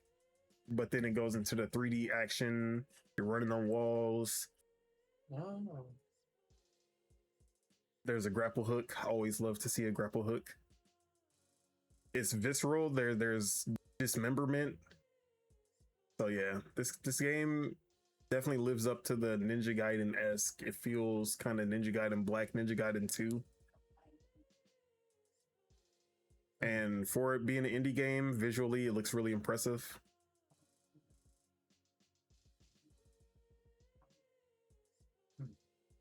But how you feeling about this one?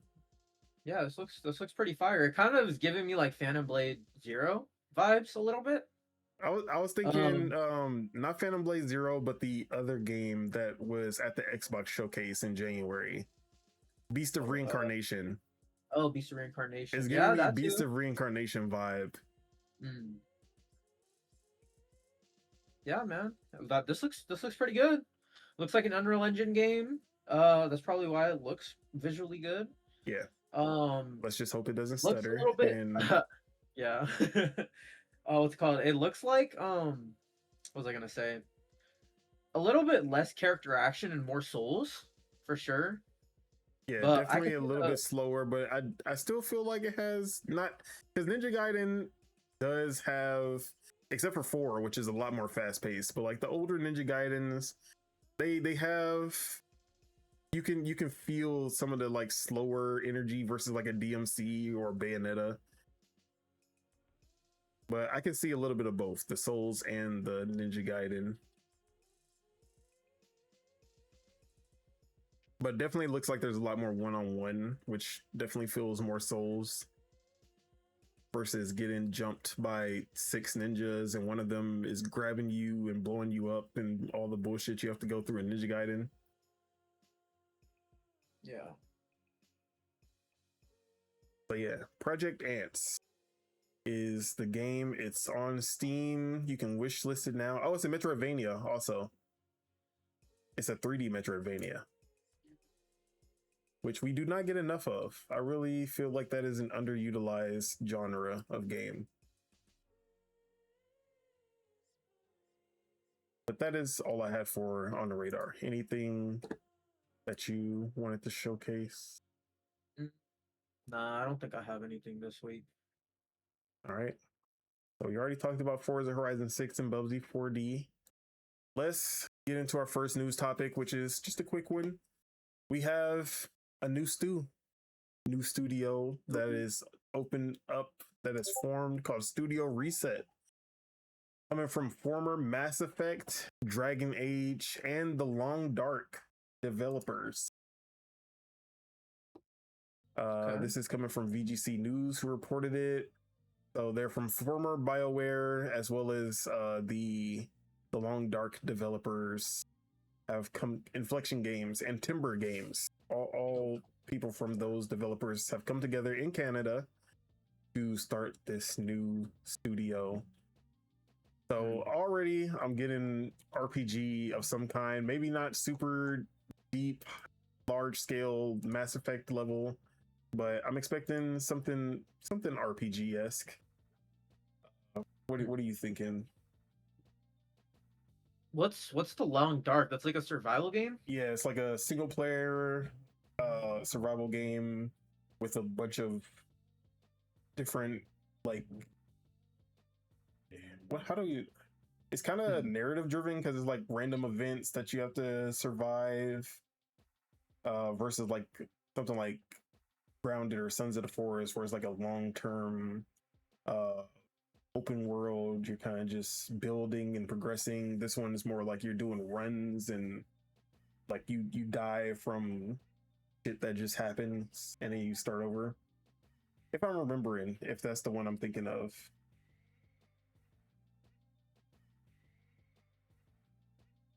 But I'm getting good vibes from this one. Hopefully they get a project out before they get a project out without disbanding, like, or shutting down how a lot of these startups have been going, which fucking sucks. But you know, hopefully this is the good BioWare. Hopefully this is some of the BioWare developers that had the good gameplay with the newer games. But you know, we still want the BioWare with the good story telling and characters. Also, we need a little bit of both, the new and the old BioWare. But yeah, I just love seeing new studios opening up. I just hope that they get a chance to actually do what they need to do and get a game out and it hits. Oh, I mean, it says they're working on a neon noir supernatural mystery game set in a stylized Canadian cityscape. Oh, I guess I did not read because So it that is looks like literally the a first single-player sentence. RPG. Yeah, mystery game. Okay, I like that. Yeah, it seems like they're not shooting for like ambition. They're shooting for like what we can handle, you know? Yeah. Which is good. Which is good. Start off with Like I something feel like small, get the money flowing, and then afterwards, if it's a hit, start like, okay, we can work our way up to something bigger now. Or you can be punkle and just go straight 100% game design. Don't worry about making the best graphics ever. Don't worry about upping the production value. Just make great game design with pixel ass graphics, the pixeliest graphics. Not even HD 2D. Just straight up, we going for the basic of the basic, as long as the game plays well, and then that shit works too. Oh, but you gotta have fire music, because you ain't gonna have good visuals. The music gotta hit to make up for it. yeah. All right, what else we got? For anyone who still has faith in this series of controllers, we got our first leak for the Xbox Elite 3. Oh, the link is down. Is the link down? Oh, that was my fault, because I pasted it wrong. There's a space. Oh, I see. Yeah, so I had to paste it in, but It's all good. but also The Verge is like trying to make me pay for shit. Stop. The bird? You mean Elon? No, The Verge. Tom Oh, Warren. the bird. Oh. So here's the look at the Xbox Elite 3. I do not like. I don't know what it is about this controller. It don't look right to me. Something is off with its face. I don't like his face. But from what we can see, there's the paddles are back. There's these two scroll wheels at the bottom, which I can't show you because Tom Warren won't let me fucking. I'm not subscribing. Like, stop. There's a way I can get rid of this. Delete E. There we go. Can I scroll? Can I scroll? I can't scroll. Damn. Well, it works as long as y'all can see these pictures. So the scroll wheels at the bottom, I don't know what that is for. It's gonna be some kind of new control mechanic that I've never seen before. Never seen this on any controller. So we'll see how they implement that. But other than that, we got other pictures that I couldn't find that show an IR blaster or something at the top. There's some kind of IR sensor at the top, and then the sync button. But in the middle here, that's where the cloud switch is, where you can go from native to cloud. If you're playing in a cloud game, it's gonna improve the latency. Or if you're playing on mobile and you're playing through the cloud, it's gonna improve the latency there. So other than that, though, we don't know anything about gyro. We don't know anything about TMR or Hall effect sticks. And we definitely don't know if the build quality will last more than 6 months before falling apart. Yeah, we don't know what them shoulder button situations looking like. But another thing, we don't know the price, because after the Steam controller, I can't launch this over $99.99. I'm sorry, but how are you feeling about our first look with a few features that got leaked along with it, such as like the battery it's not a built-in battery. it's a removable battery, but it's a chargeable instead of it being like the AA's. You can still add the AA's, but it's a removable, chargeable, rechargeable battery pack that comes with it. But how you feeling about it? Yeah, I feel like if I'm gonna buy an Elite controller at this point, I'm probably gonna buy a third-party one, or I'll probably buy the Steam controller. Yeah, like same. I would buy a DualSense Edge, but they're just too expensive. Like, you can get stuff cheaper, you can get a third-party controller cheaper that probably has better sticks and stuff. But the cool thing about the Edge is you can completely remove the joystick module and put a new one in, but it's not like, I feel like that's every Elite controller at this point. No, you can't do that on the Xbox one. You can just remove the little stick. Yeah, you can remove the sticks, but not the actual. Yeah, I feel you. Yeah. But Xbox controllers are pretty easy to just like take off the faceplate and do that anyway. Sure. If you're into that. But yeah, I don't know. I just hope them shoulder buttons are better. Because they got rid of the grips are different from the other Elite controllers, so maybe they won't fall off like the other like the other controllers where they just start peeling off. Build quality should be the number one fix, and they need to promise up front, like, yeah, the build quality is 100 times better than the last two. You don't have to worry about that. But if the price is like how they've been priced, $179, $199, it's not happening. Sorry. Steam controller exists now. You gotta drop that shit to at least $119, something like that. And if we get another Xbox controller that does not have gyro, I might have to fly up to Redmond. I ain't even gotta fly. I'll drive up to Redmond. I'm gonna have to drive up to Redmond. I'm gonna have a word with whoever is in charge of the controllers. Do not launch another controller without gyro.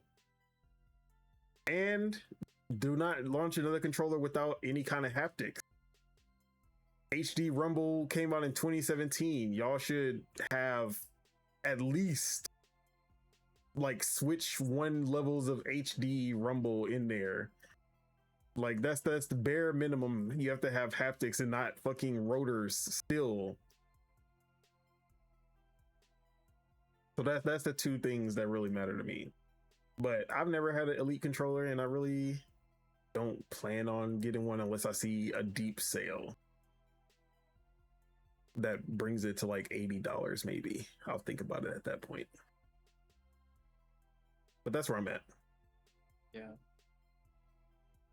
Right now, the only controller that even remotely has my eye is the Steam controller. Sir. All right, with that, let's go on to the next topic.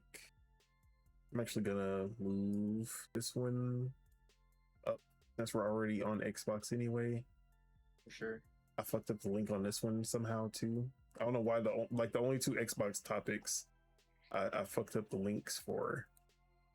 But let's talk about Xbox player voice. And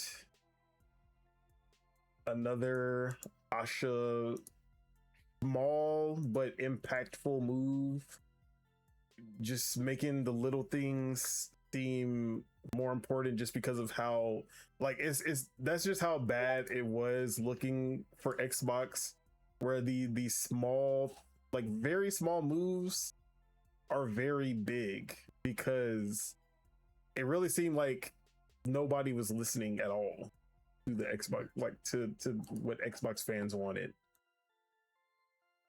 But this was coming from Xbox Wire. We're launching Xbox Player Voice, a new place to share feedback and see how it's being handled.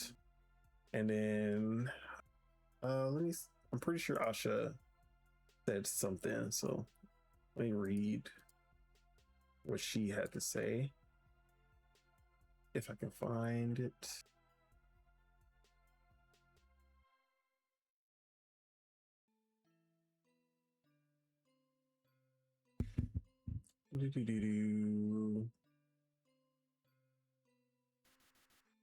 No, she actually didn't say anything about this one. So this was just coming from the Xbox Wire.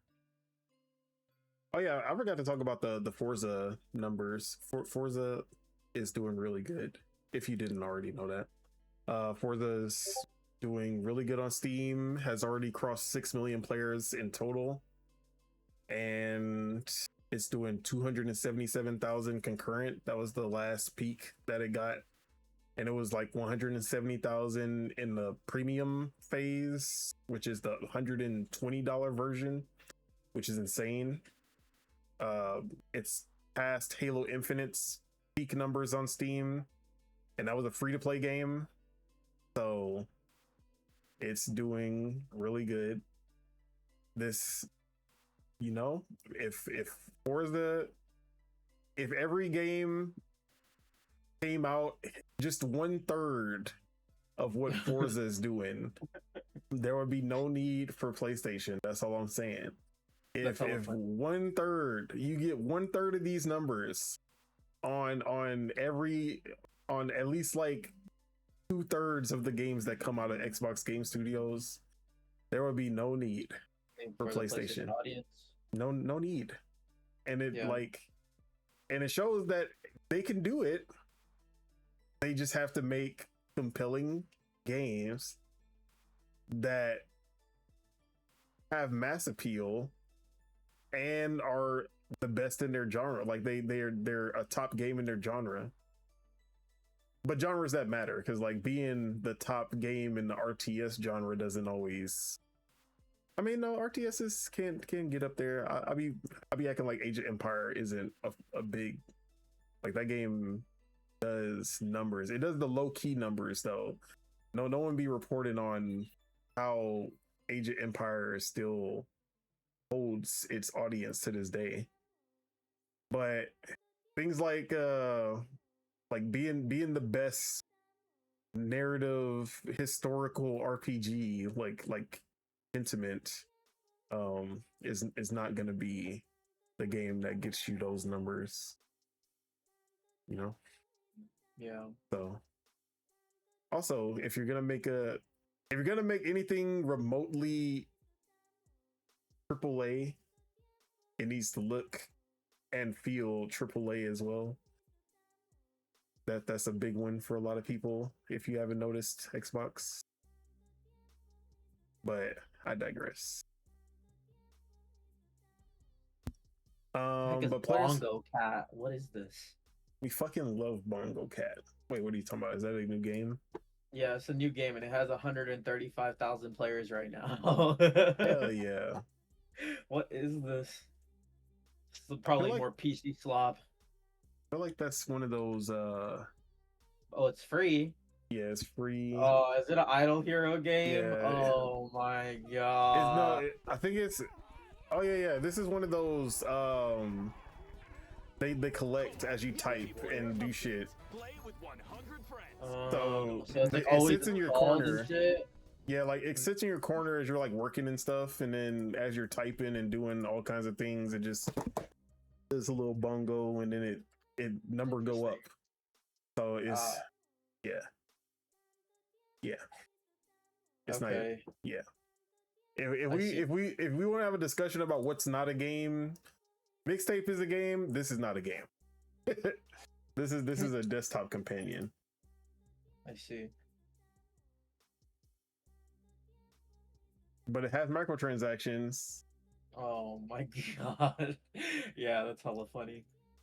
It's like All min-maxing your workflow if you're like a remote worker or something. Yeah. Keeps you from depression. 10 out of 10. Every time you feel like you're about to end it all, you just look at Bongo Cat and you're like, I can keep going for Bongo Cat.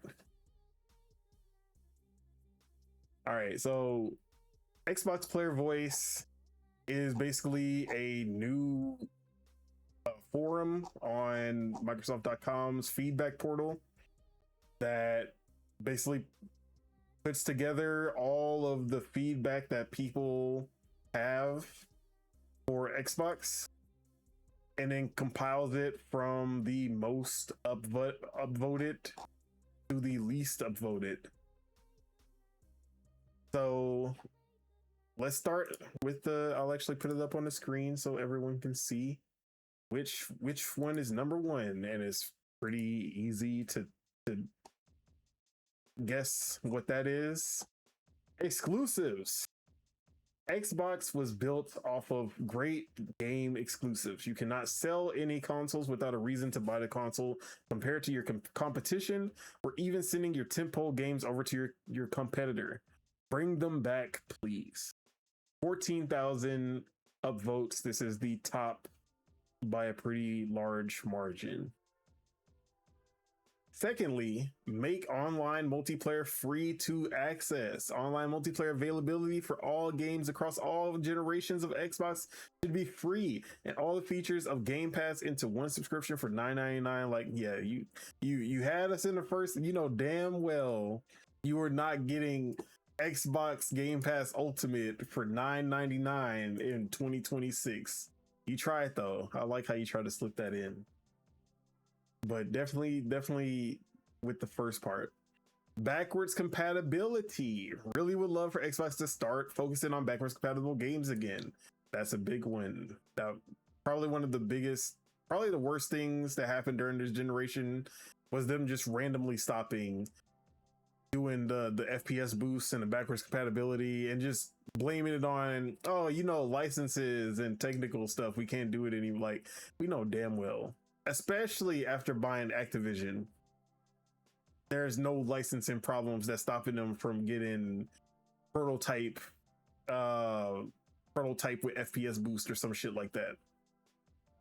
But, you know, I feel like that's an easy win just to get the backwards compatibility team back running. Achievements. You guys have already done a cracking job with achievements so far, but there is something I do wish that was a little different. I feel the achievement list should have a separate category for its DLCs. I've said that also. For example, I originally 100% games like Hound Life, Dead Island 2, etc. But when DLC releases, it shoots down from 100% and I lose the feeling of completion. To add to this, because I completely forgot until I read the comments from this amazing community. But yes, a badge for 100% completion of a game would be amazing. A lot like how Steam has a section for completed games on your profile and they slap a gold badge on it when you've achieved all the achievements. But all of these are pretty agreeable. Xbox Game Pass family plan, which we're going to talk about in a later section. A family plan for households with 3 or more consoles would be amazing. Yes. Back to Brazil. Sure. Shout out to the, you know, give it an upvote for my Brazilian folks out there. Allow disc-based games with Project Helix. There have been reports of potential disc to digital entitled, you know, people already going into rumors on here. Positron, I would like to use this forum to show to Microsoft that there is still demand for physical games. You know, I don't know why I upvoted that, because there is no demand for physical games and we should not allow y'all to still exist. But some of the other ones that I like, Xbox avatars, they want avatars back. I would love that. Changing the playtime from days to hours. Yes, I'm tired of this 8.4 days. What does that mean? I don't know. I don't want to do math to understand how many hours I've put into a game. Just give me the hours. HDR dashboard, that's a big one for me. I hate that flickering, this like when it switches from HDR. Plus, for whatever reason, my TV will not stick to the setting that I want it to be at. It always defaults to the game mode HDR setting, and I have to manually switch my picture mode to my custom setting to get like the good picture, the color and everything that I want. So every time I dashboard, it goes back to the non-HDR, and then I go back to the game and I have to switch the picture mode every single time. So definitely need them to make the dashboard HDR. expand Xbox Play Anywhere for older games, reinstate the FPS boost program with more games. So yeah, it keeps going on and on from there. A lot of repeats start happening. Legacy achievements. On page 4, go all the way on to page 4. Go scroll all the way down, bro. Legacy achievements for like Xbox OG and 360 games. He's at page 4. Scroll all the way down. Oh hell no! Scroll all the way down. How do I downvote? How do I downvote? Laugh, bro. Banjo's on the 4th page Banjo, of this shit. Bro, he shouldn't even be on the 4th page. He needs to be on page 0. Bro, where the fuck is Crash Racing, bro? We already got that shit. Nah, 60, bro. Is it not 60? It's at 30 on the consoles because it's the PS4 and Xbox One versions. I feel like it shouldn't even be 30 on PS4 and Xbox One. What kind of kart racer is 30 frames per second? Yeah, I know. Trust me, I know. All right, but as you can see, a lot of people, like, these are things that people have been screaming from the rooftop forever. I don't think there's anything surprising from anything on this list except for the new Banjo-Kazooie, I guess. Surprising that anybody would actually want that. But which ones are like your biggest? I mean, well, all these are good. These would all help the platform. They would all help the brand. I feel like definitely the FPS boost for older games. I don't know why it's not like a every game has it type thing, you know? Like they should have to manually go in and like do shit to get it running. So I understand why they can just get it for all the games. Like I understand that'd be a great feature. That'd just be a great feature. But I mean, if the next thing is gonna be a PC or whatever, then I'm sure it'll just be like brute force everything if you want. But I'm thinking. But out of the big ones on the first page, which ones do you think are gonna be like, oh yeah, these will be implemented pretty quickly, and then which ones do you feel like they're not happening? Well, the Game Pass family plan, we already know that's done. Yeah, which we'll talk about. Cross that off of the list. Unless Asha, you know, Asha, she know how to talk to him. You know what I mean? She get the mob in there. Be like, so EA, what was that you was talking about this family plan? Maybe we can come to another agreement. Yeah. HDR dashboard it could be the easiest one to just do. Like they could probably do that tomorrow if they wanted to. Press the HDR button and then press boom. Post. Oh, that was easy. Backwards compatible, I feel like it was pretty, like if they're open to it, they got a shit ton of games now that they could bring back, so they might as well with all the acquisitions and stuff like that. And even their own shit, honestly. What's it called? Achievements. I mean, they're already kind of reworking it and stuff, but it's more of just like a extra like symbol. I actually did get the new achievement symbols, but it's not on my profile yet. But I got like the new achievement pop-ups, and they look nice. They look nice. I still don't have them on my PC. I love that they finally got the PC achievements to look like the Xbox achievements, and they're not that shitty box that you get on the right side. That little like that should look ass. So yeah, I mean, I don't have that yet, but I'm sure that they're gonna roll it out to everyone. What's it called? I mean, I already know that their exclusive thing is gonna be like, they're gonna be kind of cagey about it, and it's gonna be like, what am I trying to look for? It's gonna be like game to game basis, you know? Like it will be and like, and it's already timed, and it's, maybe no more day and date any game. But definitely, there's still going to be some timed games that come over there. Yeah. Like, I mean, we already have some Xbox exclusives already. Like, Keeper is Xbox exclusive. Kill 'em.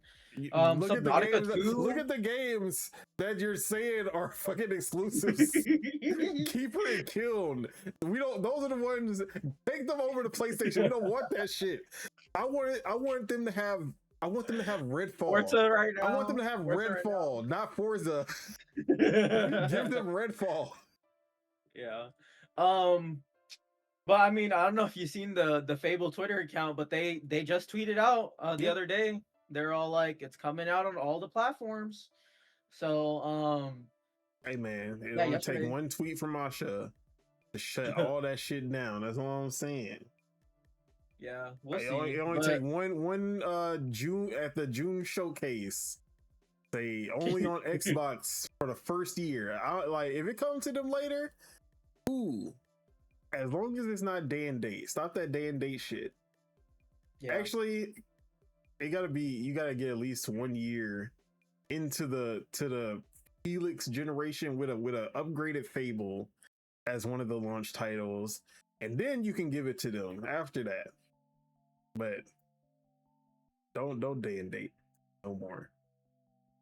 If you gonna give it to them, just don't give it to them right away. Let them wait. Let them look from the sidelines and be like, damn, maybe I can't wait. But yeah. For me, the big ones, multiplayer free. I feel like that's just gonna be an inevitability when the Helix comes out. Yeah, I agree. The achievements with the DLC for sure. Avatars, as much as I would like that to happen, I just feel like they have no reason to bring those back. There needs to be a game tied with them. Yeah, 1 versus 100.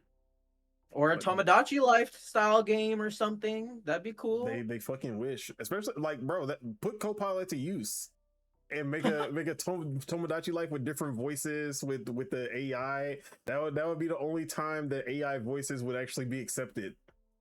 I agree. Playtime from days to hours. Do that shit right now. Boom.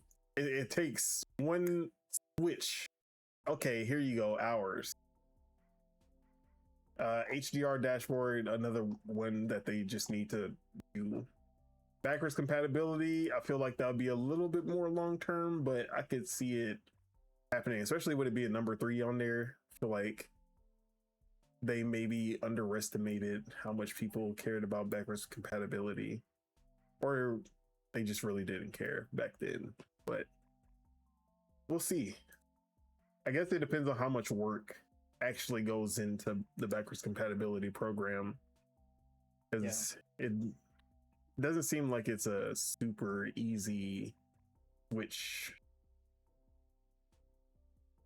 But hopefully we start to see some of these opens become, because there's a progress meter that shows open and then it'll be pending when they start working on it, and then closed when something comes out of it, and we'll be actually able to see all of that in real time on the website, which is pretty cool. Very open, very transparent, as Asha detailed in her manifesto. Holy shit, there's already 500 pages worth of this shit. Wait, there's 5? Did you say 500 pages? Yeah, dude. I clicked because I just seen 5, and then I clicked on like just next after that. And yeah, bro. Go 4 or 5 pages. Go, just keep on click the arrow forward. Yeah, click the arrow. I'm pretty sure a lot of these are repeats, but okay, the one with, let's read the ones with no upvotes. TV and movies need a comeback. Hey, you know what? I can get behind. I used to buy a lot of my TVs and movies on Xbox. They were mostly like Movie Anywhere, so I could still like play them on other shit like Fandango and shit like that. Yeah. So I was cool with that. Add crazy, more payment methods. 500 pages. Damn, that's fucking insane. Add more payment methods, particularly Gcash. Hey man, put a firm on the Xbox store. Let me pay in force. Fucking Ethereum on that shit, dude. Let me pay in Bitcoin. Wait, bro. All gender, dead or alive beach volleyball knockoff. Bring back the glorious Xbox days with Xbox own version of dead or alive beach volleyball. Yeah. Since we are woke, let's make it all gender with male beefy characters too. Tud and woke both rejoice. Oh yeah, that's fucking hilarious. Hey, I'm upvoting that. I want that. So this is, you know, we were all on the first page. We were sleeping on all these good ideas that are happening back here. Yo, bring back Xbox Live to Windows 10 mobile. What? Bring back Xbox Live to Windows 10 mobile. This motherfucker's still on the Microsoft Lumia on Windows 10 mobile. Bro, they are not listening to your ass. This nigga got a 10-year-old phone, like 12-year. I think it's like 12-year-old phone. That's so funny, dude. Let's see. Xbox data. Be better at providing information about games and our use of Xbox app and console. Show the usage time, a day-by-day gameplay history with the achievements earned and screenshots. Time to use an app from the library in hours and minutes, please, not days. I like that. I fucking commented on that one. I just put LOL. Don't make the next Xbox into a PC. I know there's this idea on the internet that people only own consoles because they can't afford a PC. But I'm here to tell you that the entire narrative is pushed almost exclusively by people who own PCs. Most console players choose consoles because of the convenience, not because of the cost. Yes, dude. I feel that. Yes. No, that's. But they just have to make it so console-like that you never have to think of it as a PC if you don't want it to be. I was using Xbox mode on my PC. Yeah. Pretty good now? Pretty solid? Yeah, I mean, as long as you stay within the Xbox app, once you start switching tabs and shit, it starts to get a little wonky, but yeah, for the most part, just staying in the Xbox app and just switching between, like, I was switching between like Forza, and I was play Forza, exit, it'll go straight back to the dashboard. I'd go into like vampire crawlers, and then it looked good. It was snappy. And it actually shuts off all the other like bullshit happening in the background. So I started playing Forza in Xbox mode exclusively, and it did feel like it was running a little better. So that's good. So is that only for insiders as well, or is that for everyone now? It should be for everyone now. It should be out for everyone. You have to turn it on in your settings. You have to go to go to settings, go to gaming, and then you should see the Xbox mode button there, and then enable Xbox mode. On the Xbox app, right? No. Your Windows settings. Oh. Windows settings. Yep. The Windows settings, and then the gaming tab on the left, and then you'll see Xbox mode as the first one. It should be. But if you haven't gotten the latest Windows update, then you might not have that option yet. No, I'm up to date. Let me see. Okay, so I'm in the settings. I don't have gaming on. Oh, I do have gaming. I'm tripping. Game mode. Oh yeah, it's on. It's on. Game okay, so bar? Is it on the game bar? No, not game bar. It should say Xbox mode. It should be a fourth option, not 3. I don't have that yet. Then you should check your Windows updates and see if there's an update waiting or something. But it took me a while after it became public for it to actually show up. I did have to do some things, like even after I got the update, it still didn't show up. And I had to like force the actual Xbox update to get it through. Yeah. But if you need all that, I'll tell you after the show. It's all good. But yeah, Xbox player feedback, good idea, gets the community like going. If obviously having a positive effect on how people are feeling about Xbox, as long as they actually start moving on these things pretty soon, I think it'll be a win for sure. Yeah. All right, let's get through some of these quick topics. Nintendo's reportedly officially entering the Indian market in 2027 with the Nintendo Switch 1. The Nintendo Switch 1 is about to hit 160 million, and then PlayStation is about to start selling the PS2 in India. Resell the PS2 in India. Imagine they're like, our manufacturing's so bad, we're gonna re-up our PS2 manufacturing. It has nothing to do with the Nintendo Switch hitting 159 million.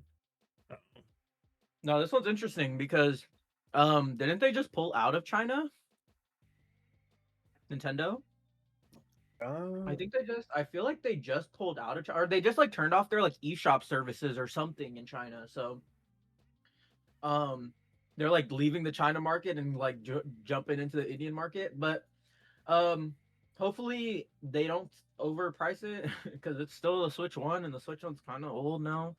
They're gonna, but yeah, I mean, it was like, what is it? I think it translated to like 300 and something rupees. Okay. No, not even 300. It was like, not rupees, but like in USD, it was like 208. Mm-hmm. Not bad. Let me translate that again.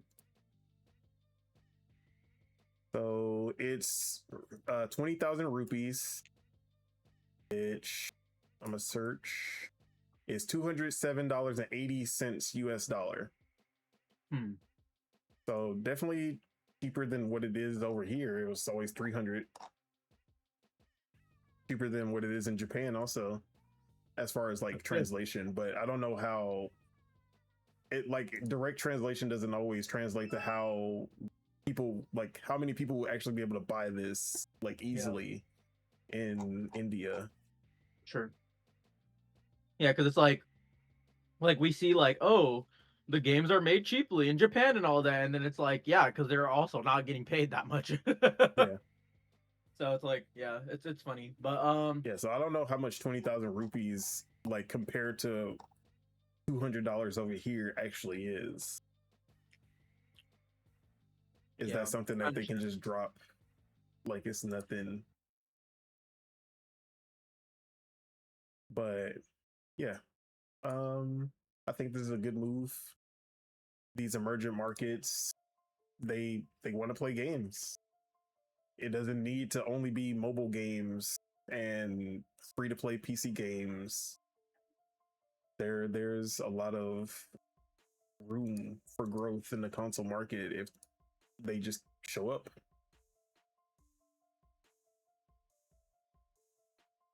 So hopefully when it launches, if the Switch 1 hasn't already crossed 160 million, maybe that's the final push that they need.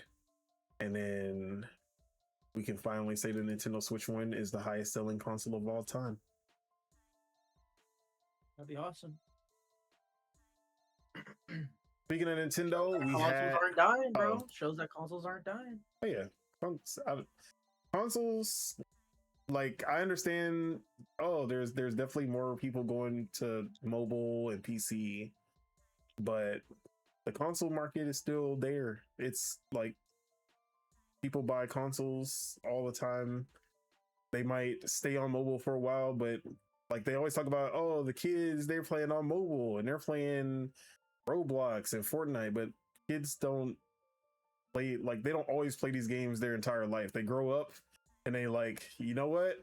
Those games that I used to laugh at, now that I have some money, you know, that Spider-Man 8 from Insomniac and that Halo 3 remake. Yeah, the Halo Infinite remake. Oh. It's looking nice. You know, I might pick up one of these consoles just to play these games and have some like real experiences. Yeah.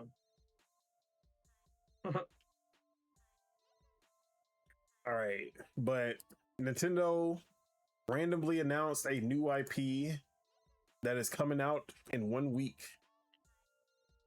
and it was surprised everybody, and no one saw this coming. Just a brand new IP just coming out of nowhere, and it's called Picto Nico, and it's a mobile game. So essentially, this is WarioWare, but instead of the Wario characters, you use pictures of your friends and family and upload them to the game, and then they make these. Let me actually pull up the trailer so that y'all can see what I'm talking about. Picto Nico. So you can have these quick mini games, like just like WarioWare, where you have the little time limit. You have to do what it tells you really quick, and then instead of using the Wario characters, it's actually using pictures from your phone of your friends and family, and it looks pretty fun. Like, I love WarioWare, and just using that style of gameplay, but adding goofy pictures of myself and my girl and friends and stuff seems like a pretty easy like idea for a mobile game that actually utilizes it being on a mobile phone, and it'll probably make for some really good social experience, like putting this on social media, just random shit like that, having pictures of celebrities and stuff like that, and showing that is just gonna blow up. So another Nintendo like a game that could really blow up on socials. Nintendo has been doing a great job of getting those type of games out, and this one being a mobile game, free to play. I actually don't know. I think it might be. It doesn't say anything about price, so I'm guessing it's going to be free to play. Now, where does the monetization? It does say free to start, so there's going to be some kind of monetization. Free to start? Yeah, that's the term that they've been using since they went to mobile. Like for Super Mario Run and Animal Crossing and everything, they say free to start because they know, like they don't want to say free to play because that's a lie. So they tell you up front, like there's going to be microtransactions. That's why it's free to start. But if you want to get the full experience, you will have to drop some money. It's still insane that when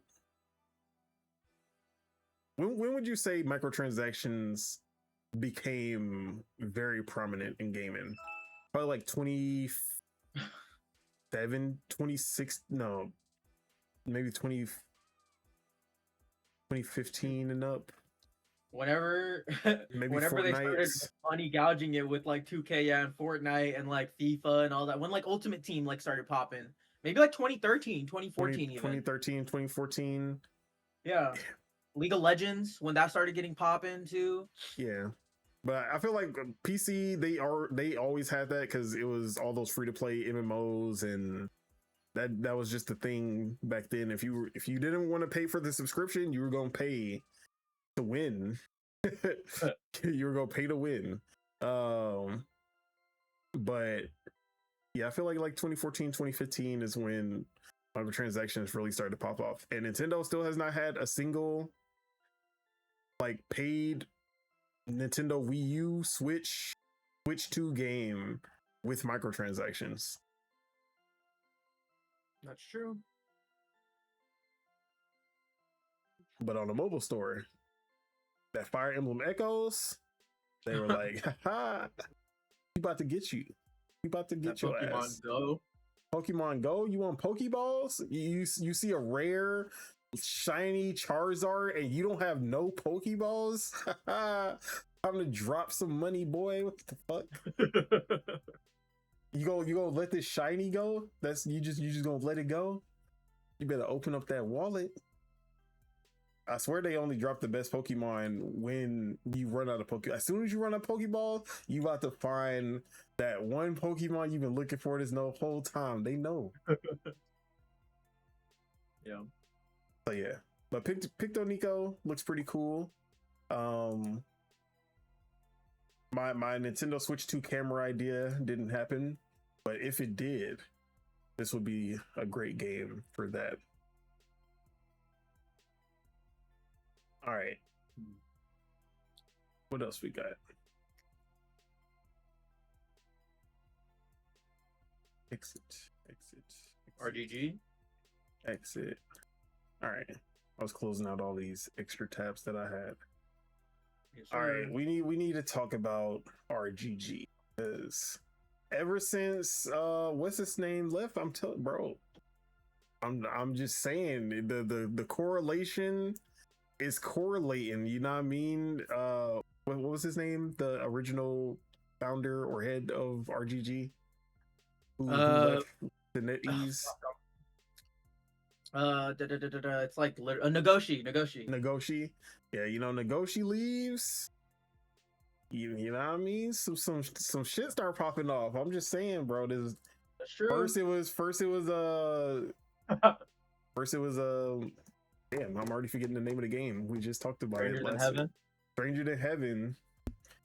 But this Virtua Fighter has been looking crazy. Every little clip that we've been getting, but now we got some leaks from most likely an upcoming gameplay showcase that's about to happen, and it leaked on Bilibili. And this game looks fucking insane. So, oh wait, no, not this one. Yeah, let me rewind and boom. So yeah, the full title is Virtua Fighter Crossroads, and the animations in this game are so good. The quality, and then the fact that they're using the same visual style as Stranger Than Heaven with the little, like the same text font and the little gritty little film kind of grain aspects to it. I love everything about this. I've never been a fan of Virtua Fighter because Virtua Fighter just always, out of all the other fighting games, it was the most realistic in the sense that it wasn't trying to do all these flashy, crazy things. You didn't have bears fighting tigers, wrestlers with leopard heads. You didn't have people shooting blasts out of their hands. No electricity effects. None of that. Just straight fisticuffs and martial arts, and it was all about the realism of the martial arts and everything. But it was bland to me. Like I wanted the flashy shit. So back then, they would always be about like the animation quality and the realism. And now we're getting that to another scale with this, because it's been a while since I've seen a fighting game. Like I haven't seen a fighting game that looks this good. And because now the animation quality and with how graphics are today, it's a totally different feel of like the realism, because now the realism is actually realism. I agree. But how are you feeling about Virtua Fighter? As the not the fully into fighting games type of guy, how you feeling? Oh yeah, I'm down with anything RGG at this point. Even with their little blunders and fuck ups, I'm down with them, bro. Make whatever y'all want to make. Make them a fucking AAA team. Like, honestly, like with these little building blocks and stuff, they're getting close, bro. They're getting close to Capcom a little bit. Cause like if they can make a fighting game that's on this level, bruh, imagine it comes for Street Fighter 6, bro. Cause like I know it's not like the best selling fighting game, but I feel like that's the one that has like the most cachet, you know? But it's definitely the most technical. Like people always bring up Virtua Fighter when you talk about the most technical fighters. Yeah, but I love how realistic it looks, honestly. Like, and the animation work, all that, like, dude, the guy like ducked and you see the kick like freaking fly over his head and shit. Like, I love that shit, dude. There's just enough flashiness with the slow-mo, and then like showing the damage to the legs versus showing the damage to the head, showing the damage to the body, and then those kill shots where he like kicks him in the face and then slow-mos and you see the blood coming out. That's the like, you don't need to be shooting blasts out of people's hands. You don't need having flaming fists or anything, but those cuts is the perfect amount of flashiness that makes this work. I agree. But yeah, I'm super excited for this game though. Oh, Everything I've seen from this game, as a person who has never liked Virtua Fighter, from the first trailer, I've been like, hold on, let them cook. Then I saw the extended gameplay trailer and I was like, oh, nah, they might actually got something here. These animations are crazy.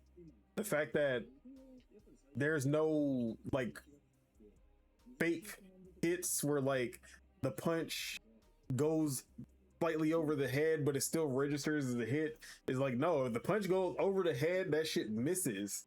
If the kick goes over the head, it misses. Like the things like that is what had me like, yo, they're really going technical for real. And then those flashy moments where the slowdown happens and you just see fucking teeth getting punched out and blood spewing, bro. RGG might they might be in the conversation soon. We might be looking at them different after Stranger to Heaven and Virtua Fighter come out. It's getting real nasty with them. Look, if Sega can drop Sonic Team and just act like Sonic never existed, they might be Capcom level. Never drop anything bad if they just go with Atlas, RGG, and hopefully Creative Assembly, Vanillaware or whatever too. Yeah, Vanillaware. Hopefully Creative Assembly hits with Alien Isolation 2. They got just bangers upcoming. And a Sonic game. They're doing it, man. We're here. But I've never felt this good about RGG until now.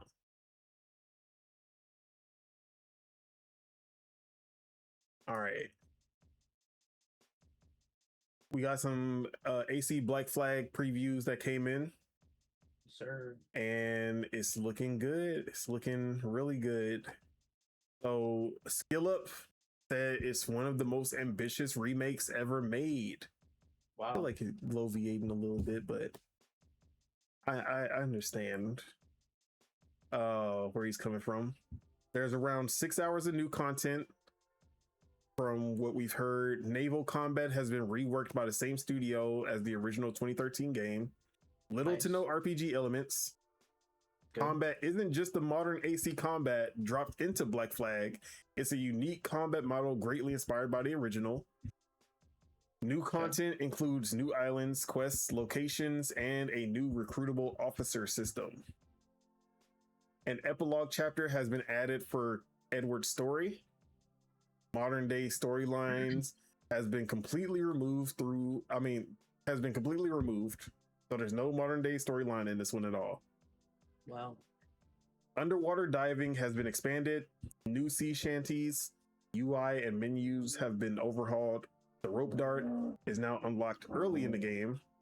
Dedicated crouch button for stealth. Sailing missions have been reworked. You can fight your way out instead of an instant desync. Loading screens have been almost completely eliminated. Built from the ground up in the newest Anvil engine. PS5 and Xbox Series X will have 60 FPS with ray tracing. Love to see it. Colors are more vibrant compared to the muted tones of the original. Perfect parry has been added for an insta-kill. So if you perfectly parry an attack, it instantly kills them. IGN notes that the highest difficulty was actually decently challenging. And it's releasing July 9th on PS5, Xbox, and PC. Sucks that there's no Switch 2 version at launch. I was hoping Ubisoft would get to the point like Capcom has, where they just every game that comes out, the Switch 2, boom. Yeah. but I do feel like this will be one of those ones that come shortly after. Yeah. But saw some new gameplay from the game, and it looks really good. They need a hit, man. They need a hit.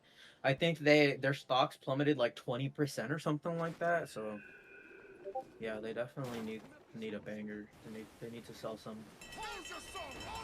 Yeah, this one's pretty much an easy dub because it's a game that everyone, like AC fans, really love, but it does seem like they have done all of the right things to make it a worthwhile remake. Yeah. Blending everything that they've learned with new AC games, and obviously like the new engine, with everything that people miss about the older AC games. And they've hit the nail on the head, which is something a lot of developers don't do when it comes to these more fan-centric when you're making like fan-centric changes. Yeah, they usually like miss some of the things that like fans would really actually want, and then they make changes that fans don't want.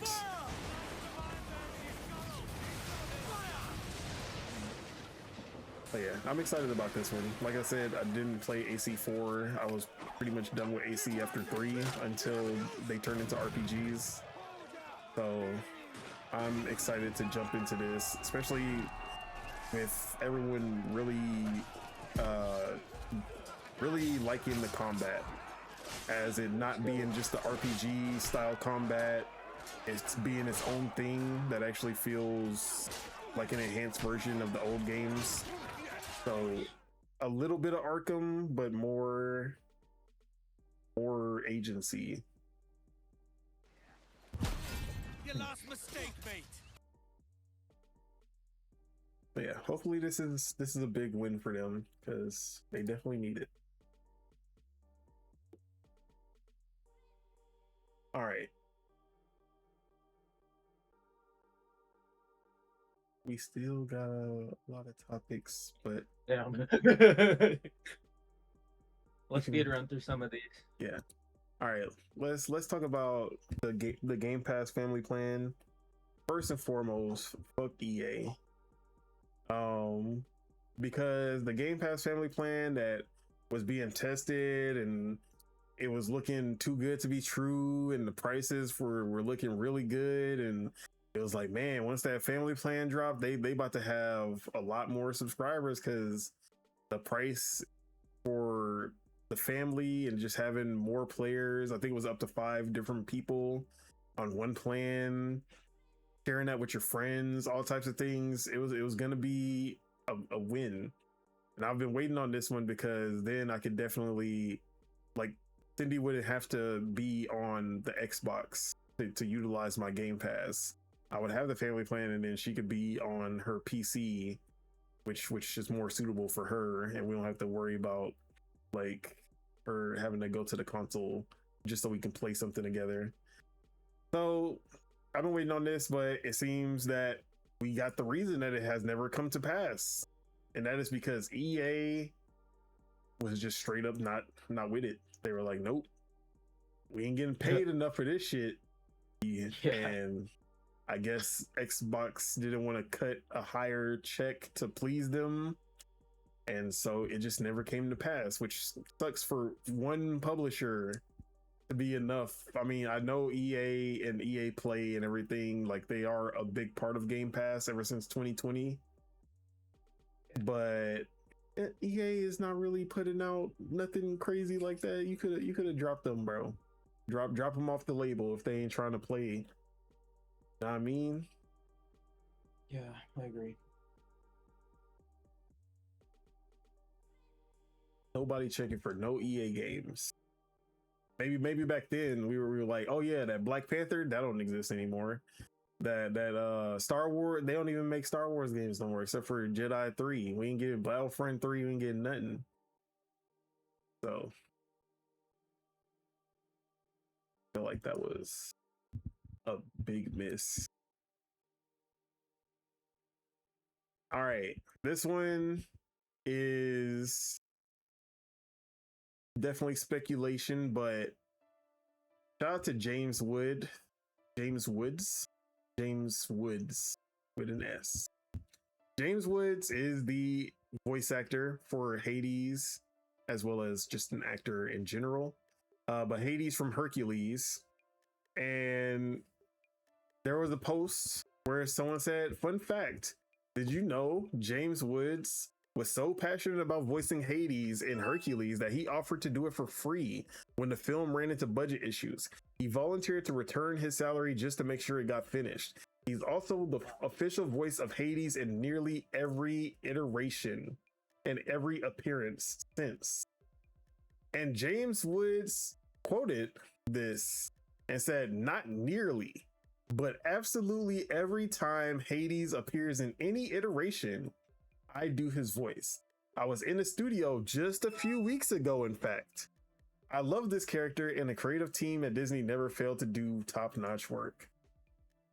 Now, let's think about this. He was in the studio. Do we know, is there any Hercules movies coming out anytime soon? We getting Hercules 2 like 5 years? I mean, I said 5, like 25 years later? I don't think so. So what else would he be recording his Hades lines for? You know where I'm getting at? You know where I'm getting at? Because Hades has shown up in almost every Kingdom Hearts game, and we know for a fact that he's in Kingdom Hearts 4 because he was in the first trailer. So he's been recording some lines. Seems the One Piece is real. But this is how far Kingdom Hearts fans have to go for some news right now, bro. Yeah, this is the hottest Kingdom Hearts 4 news that we could conjure up in 2026. Because we probably will not be seeing anything this year. Unless PlayStation pulls out the stops, bro, in this next state of play. I give them an instant 10 out of 10 if that happened. But yeah, shout out to James Woods. He always kills it as Hades. Love Hades as a character. Not that Thagorus. I don't know his actual name. Not the character from Hades, the video game, but Hades from Hercules. So yeah, hopefully we get some Kingdom Hearts 4 news soon. All right, RPG Maker, which is a very popular engine that a lot of people sleep on, has a new iteration coming, and this time they're going HD 2D. We're getting the 3D models, and it's gonna, like, just like all the other RPG makers, it's gonna be very easy to get your game up and running. It's just gonna be about swapping the sprites and like changing the character art.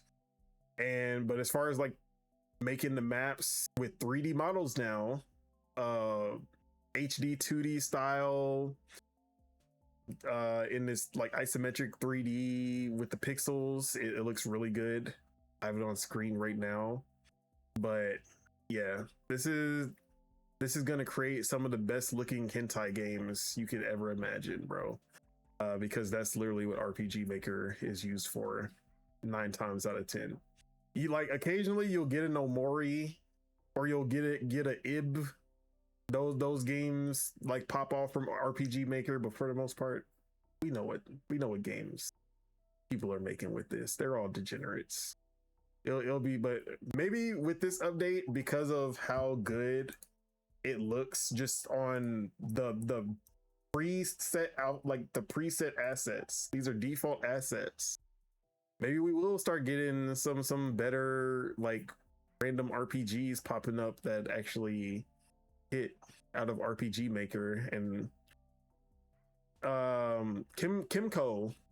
If you know Kimco, they RPG make the fuck out of, like, you see a new Kimco game every 2 months because they just use RPG Maker, just popping those games out like it's nothing. And they be like, there are some solid Kimco games, not gonna lie. Shrine of Eternity or something that I played last year. That game was pretty decent. So Kimco be punching those motherfuckers out of the RPG Maker. But we gonna see some really good looking games out of this now that this RPG Maker U2U is coming out with the immersive maps.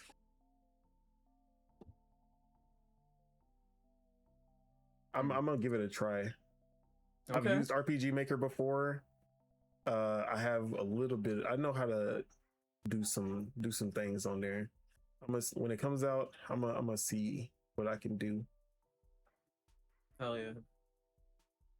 All right, Embracer has pulled a Ubisoft and has spun off their biggest IP into Fellowship Entertainment, which will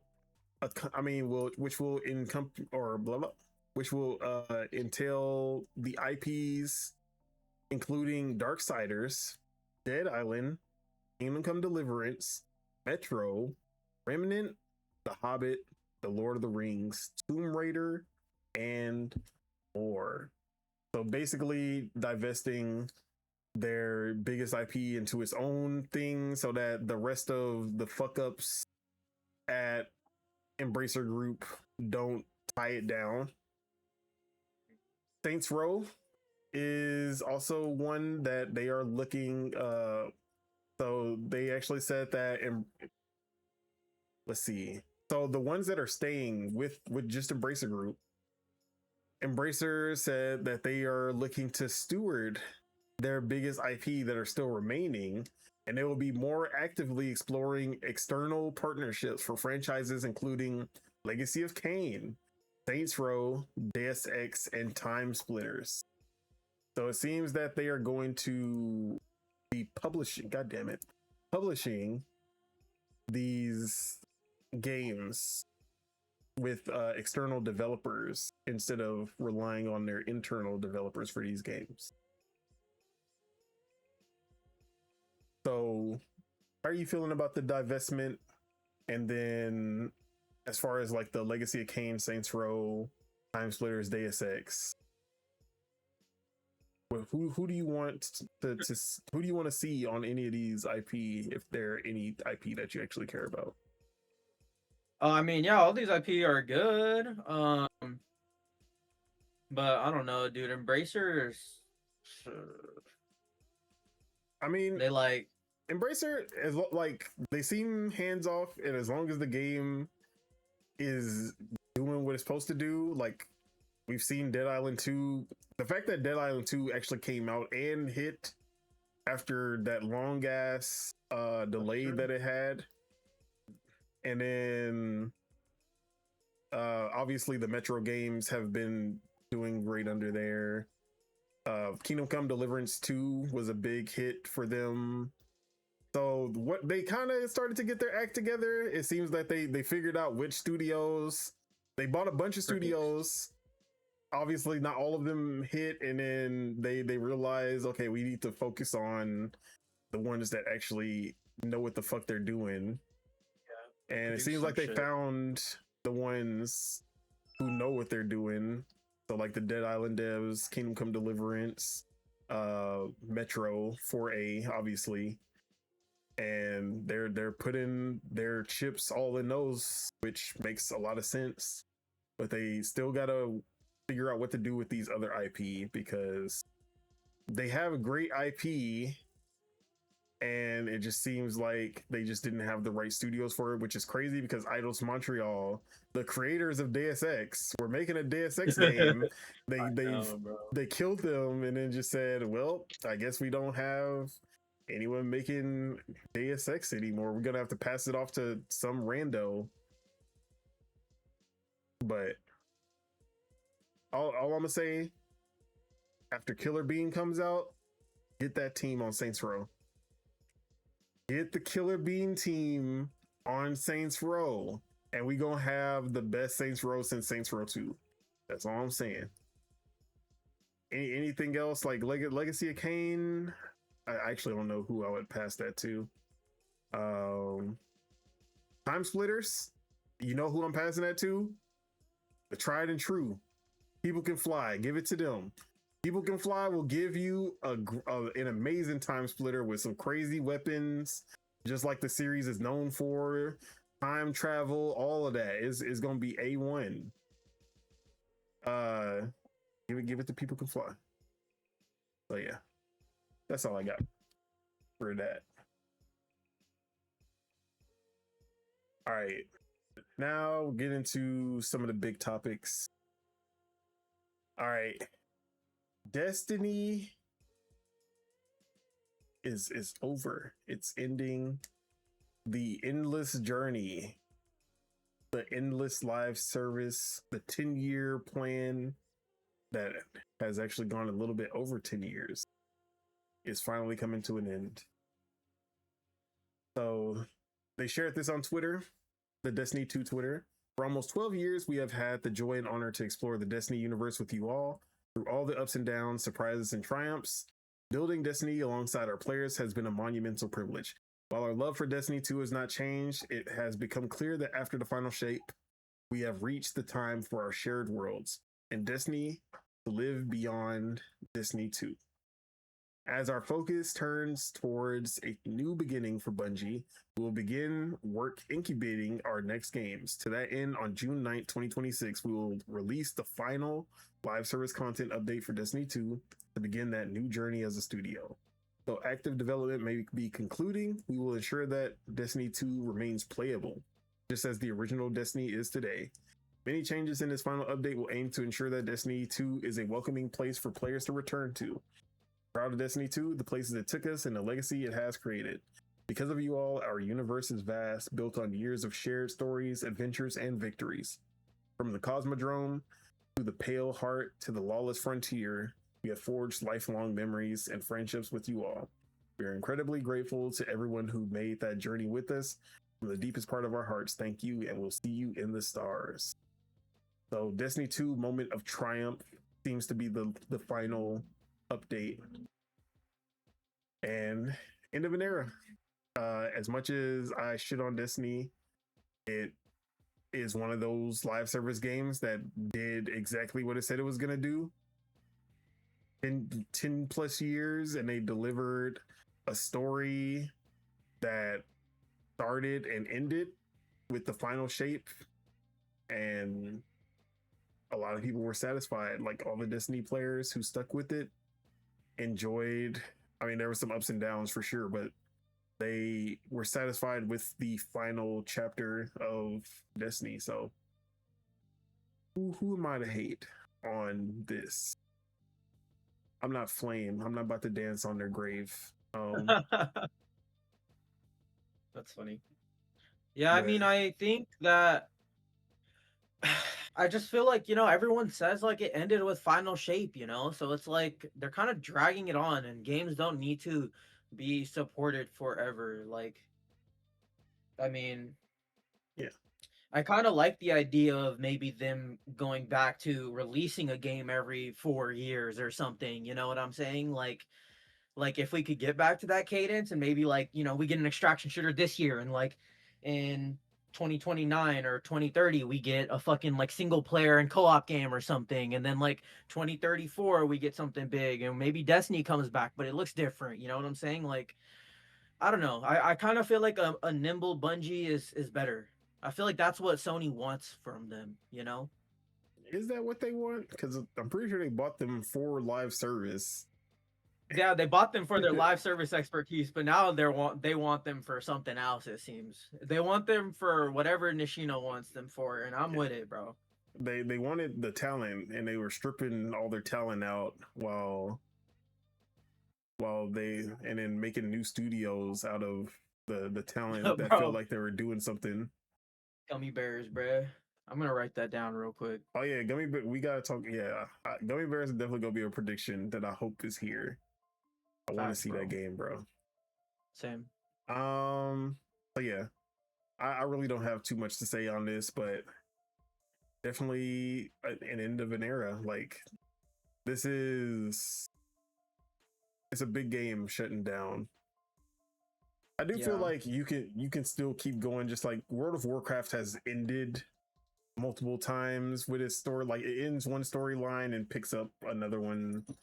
That's like it's just how these live service games go. But sometimes it's just not like Destiny fans really just felt it. They were like, nah. This was the end for me. Like, yeah. So it is what it is. Okay. What else is on the agenda? Let's get into. All right, I started reading something. All right. PlayStation Network has been having a bunch of hacks, and a very prominent member of the gaming community, Colin Moriarty, was actually one of the targets. So I'm not gonna, it's not too much. I'll read through it. So he says, my PSN account was hacked seemingly as part of an ongoing sophisticated series of moves against both random and prominent users. Indeed, I was told by someone a few days ago that I was going to be targeted, and he was right. He was also hacked. Wow. And he says, so the message says, Colin, I'm just warning you, they have information and they're going to try and take your account today. And he says, thanks for the heads up. I actually changed my password recently and I have 2FA. So there's literally nothing else for me to do. It is what it is. As shitty as that can be, hopefully nothing comes of it. And then he apologizes to him for him losing his account. So he goes on to say some important information. I wasn't phished, didn't click on any links, didn't randomly put my password somewhere. I am completely positive of this.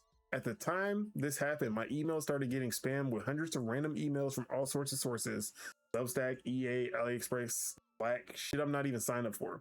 Then I got a text that my PlayStation Network email address was changed. Then I got a text message saying 2FA was turned off. Frankly, how can any of this even be possible if someone isn't feeding information from the inside or has some sort of bespoke access to things they shouldn't? Makes no sense otherwise. I don't want to speculate, but I'm pretty sure, but it seems like a pretty sure serious technical and security breach. PS support was zero help, though the person I spoke with was perfectly nice, said my situation has entered a queue. It will take a week for them to see if they can give my account back, and they seem to not at all be interested that I was positively not phished, that my email address was randomly changed, and that 2FA was shut off, and all the rest. I did try to explain that I'm a prominent media person in the PlayStation space, and I'm likely being targeted as a result. Though this has been happening to random people as well, as we covered on Sacred Symbols before. They seem totally clueless about any of this, even though it's been circulating for months and people have already been targeted and been dealing with the account issues. Needless to say, if I don't get my account back, I'm retiring from gaming and podcasting forever. So let's hope it all works out. So then he tweeted that PS Dustin was sent this from my hacked PSN account. And it says, and it just said, you're next. So yeah, it does seem like whoever these people are, they have some kind of back end way of getting in. But there was an update, and Colin was able to get his account back, obviously thanks to his access and having literal, like he has access to people at PlayStation, whereas most, like the common user, will not have this same experience if this happens to them. But he says, an update, I'm sorry I've been quiet, but I've spent the last couple of I don't know, this is the third update. So with the help of my friends and connections at Sony, I got my account back. I want to thank everyone for their kind words, advice, and direction. It meant a lot. I fully know I exercise advantages due only and exclusively to my stature in the PlayStation community and my many tethers to the mothership. These are absolutely not privileges many other people have. I simply must acknowledge that. With that said, I know this has been happening to a lot of folks over time, and we've even covered it on Sacred Symbols on a few occasions. I will dive deep into the situation on the next episode, but rest assured, I am already bending and will continue to bend the ears of who I can to hopefully help convince the powers that be that this is a real issue they have to contend with. So then the third update, he just talks about how he's been talking to a lot of high-ranking people at Sony in different departments and just trying to make this a more serious thing, but he says he'll go deep into it on the next episode of Sacred Symbols about what he's learned about it. The reality, as far as we can tell, is that the PSN is extremely vulnerable to so-called social engineering, using completely mundane information like what you'd find on a Walmart or Target receipt, if that combined with nothing more than an email address, and using those details to hijack innocent people's accounts via call center customer service representatives. This technique completely circumvents not only your password, but your 2FA, etc. It happened to me, it's happened to many others, and it will continue to happen unless fundamental changes are made. So we talk about all the different hacks and things that PlayStation has been through, but this one seems definitely like the most serious, because even 2FA should be the end all be all. Like, even if you get fished for something and you click something wrong, like, okay, at least I got the 2FA, I get a code, I'm like, I ain't do nothing, let me report this real quick, and then boom. But like, this shows that PSN is still has the worst security of any gaming network account, whatever you want to call it. And it's embarrassing, because this is something that holds hundreds of millions of accounts. You know what I'm trying to say. On it. Yeah. With bank information, with card. That's why I took my shit off. As soon as I sold my PS5, I took all of my cards off that shit. I was like, hell nah. I'm not gonna be paying attention to this account, and if something happened, they gonna have my money. Not happening. But it's a disgrace that this keeps happening in different forms. They just keep finding new ways every time. But glad Colin got his account back, and we don't have to worry about Colin just canceling Sacred Symbols and Last Stand Media and just saying, you know what, fuck all this shit, shutting it all down. Fuck Defining Duke 2, you can't have that. If I can't have Sacred Symbols, Defining Duke gotta go too. Everything's going. So it's funny that he said that he even had to call, like, he had to email Greg Miller, because he knows everybody and we know the relationship between them two. That's how serious it was. He had to rely on Greg Miller, because he was like, if I lose this account, like, it's over. It's a wrap. Fuck. But it's hard to be like, yeah, you just gotta stay vigilant. Like, usually you can be like, yeah, stay vigilant, don't click on anything. But the fact that they can just do this, you don't gotta click on nothing, no phony messages, no 2FA mistakes. Literally, there's no protection. But it doesn't seem like it's a widespread thing, because it does seem like it's a small group that's doing it.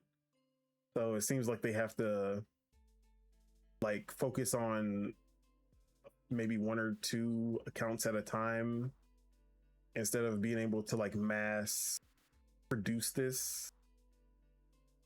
So that's like the only upside, but even that's like not really that much of an upside. But what are your thoughts? Yeah, this is kind of crazy to see play out, to be honest. And like, yeah, like if it was like any other person, that account's probably gone. Honestly. Yeah. But hopefully he is actually trying to work with them and like be like, bruh, like this shit needs, like y'all need to do something about this. Maybe make the account recovery process easier for us, but like also make it more like secure. Yeah. Hopefully that's the most important thing, because they need to get this shit sorted, bro. Because I was like, because like even like all of that, like reading all that shit, I still don't know what I can do with my account other than change my passwords and change like my email passwords and shit, you know? The only, like, it seems that the only thing you can do to protect yourself is to never leave, like you can't have a receipt that is accessible from anywhere, which would be impossible. No digital receipts, like only paper receipts, and you got to have all your paper receipts with you.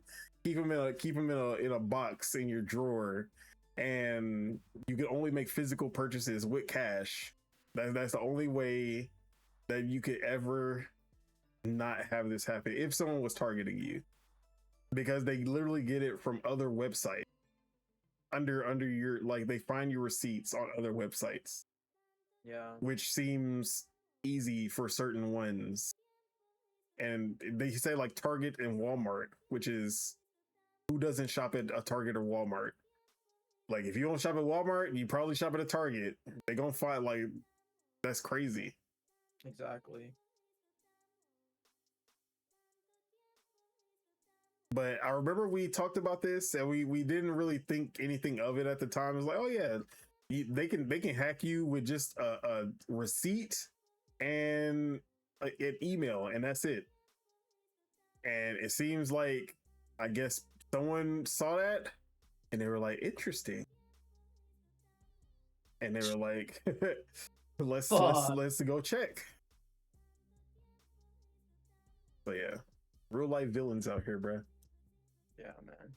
Not probably not even doing it for the money, just doing it for the fun of the, like, for the love of the game, which is crazy. Not even trying to get no money out of them. It's crazy. But hopefully this situation has a real beneficial end where they really take security with PSN seriously, get all that, like, overhaul all that shit. Whoever they gotta hire, they need to get somebody over there, because obviously the people there and who have been there since the PS3 fired them. Like, why are they still here? That's the real question. Because it was PS3, we were getting the same attack, not the same attacks, but we were getting attacked on PS3, getting attacked on PS4, getting attacked on PS5, and now we're getting like a whole different way. So yeah, fire the tech security guy, whoever it is over there. Get that motherfucker out of there. Didn't PlayStation just go down for like a day or two, like like a few months ago or something like that? Bruh. I think it went down for like 4 or 5 hours, if I recall. Yeah. Shit is crazy. Yes, sir. But yeah, hopefully something good comes out of it for sure. Yeah. Good thing it is a good thing it was Colin, because if anyone's gonna be someone get on someone's ass. Yeah, if anyone's gonna be the one who can pull the strings, it's gonna be him. If it was like J-Dub, it would have been a it would have been a wrap, bro. I swear if that would have happened to J-Dub, he would have switched to Xbox so fast. He would have became an Xbox YouTuber with the quickness. He would have. No, wait, no. I was about to say, what's up, PlayStation? That's Jay Barry. But that would have been funny. What's up, Xbox? All right. No, because his life is PlayStation, dude. So it makes sense, you know. Yeah. Literally he doesn't play on anything else. Like he doesn't make anything else. Like he doesn't play on anything else. So, yeah, man. Like it sucks. Like it really does. And I was like, you know, rooting for him. He was saying that he wouldn't even be gaming anymore. He would just go to being a G.I. Joe content creator. That would be his next move. Bro, I know. Like I was reading it and I was like, damn, bro. Like, and I know like he was being serious too. Like I know he wasn't joking. He was not joking about that shit. I know for a fact he was not joking about that shit.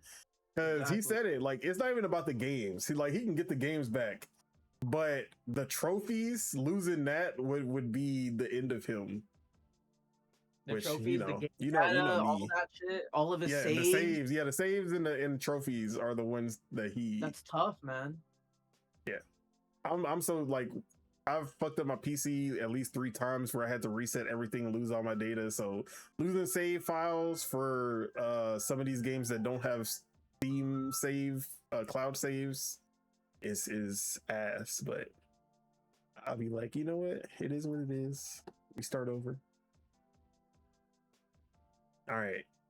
Let's get into this PlayStation price increase just to pack on some more bad news.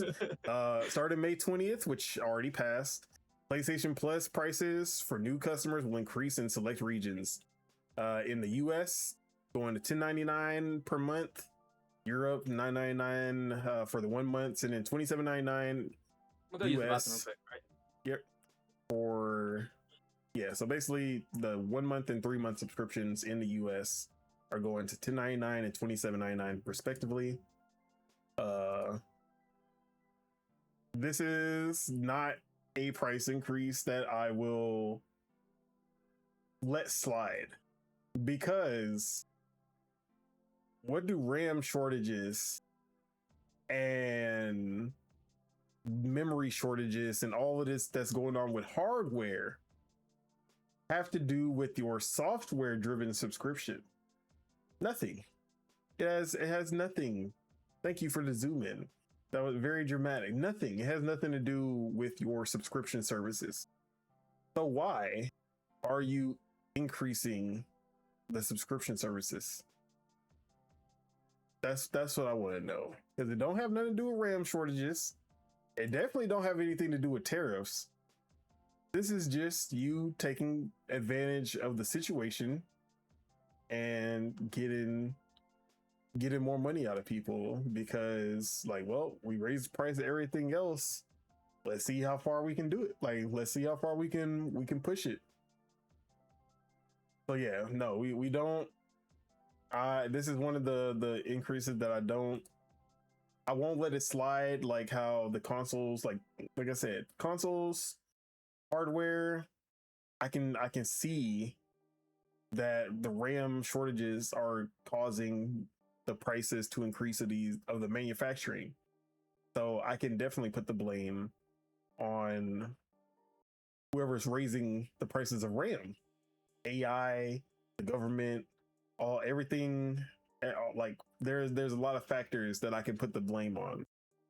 And it's like Sony, Microsoft, Nintendo, they all got to make money.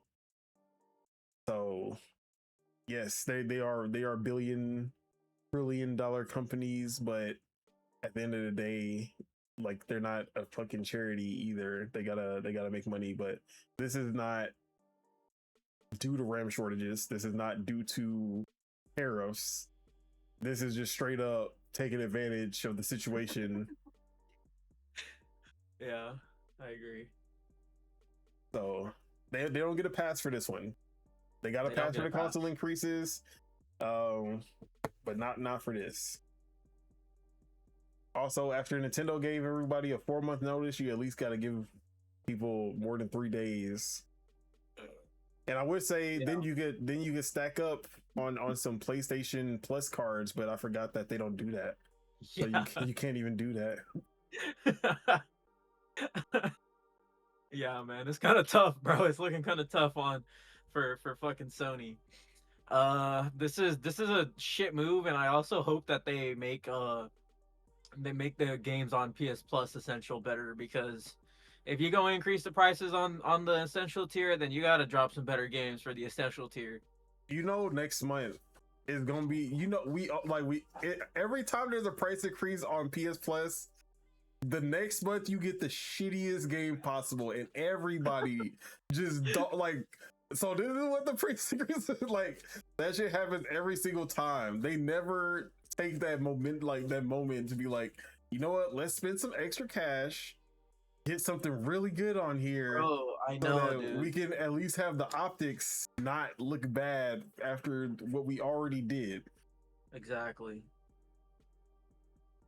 Like, see, yeah, Xbox got a lot of shit for doing the $30 price increase, and like they should, but they at least gave us something for it, you know?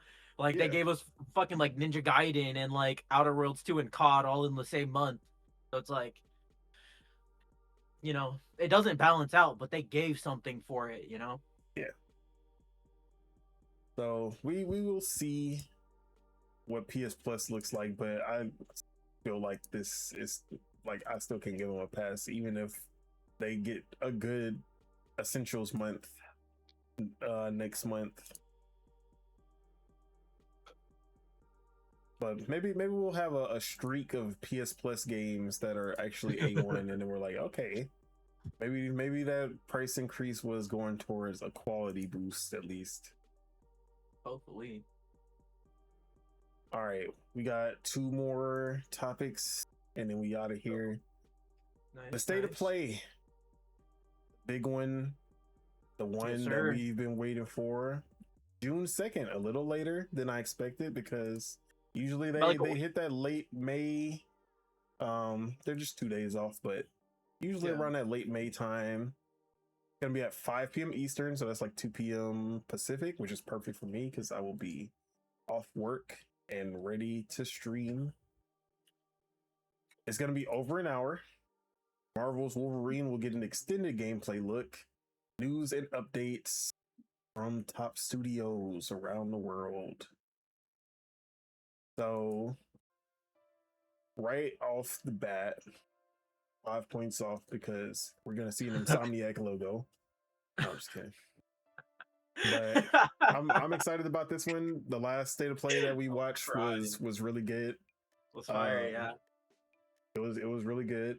And if they keep that same momentum with this one, plus having real first party games, not God of War, Sparta, whatever the fuck, Ghost of Sparta, whatever that shit was called, Son of Sparta. Sons of Sparta. Some real first party games in here. Technically, that's not even a first party game. That's just a like indie studio. Second party, you know. Yeah, I got you.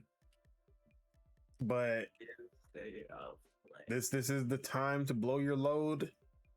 Like, you need a real. Well, I mean, there's one more time they could do in September, but yeah, but I understand what you're saying. With the Xbox Showcase and the Direct, you gotta come strong. You gotta come with some heat. Yeah. Pause. Very, very pause. You gotta come with the heat, yeah. So yeah. Obviously Wolverine's gonna be here. That's gonna get like 10 to 15 minutes of gameplay, most likely. Kind of like how Spider-Man 2 did that one year that it came out. And then I want to see Team LFG. Let's fucking go. I want to see something from them, hopefully. It also seems like we're gonna get Fair Games gameplay, but it's not really Fair Games anymore. It's break-in according to that trademark. Shit. So that shit better break out, or they about to get broke off. That's hella funny. They gotta break up with fucking Herman, bro.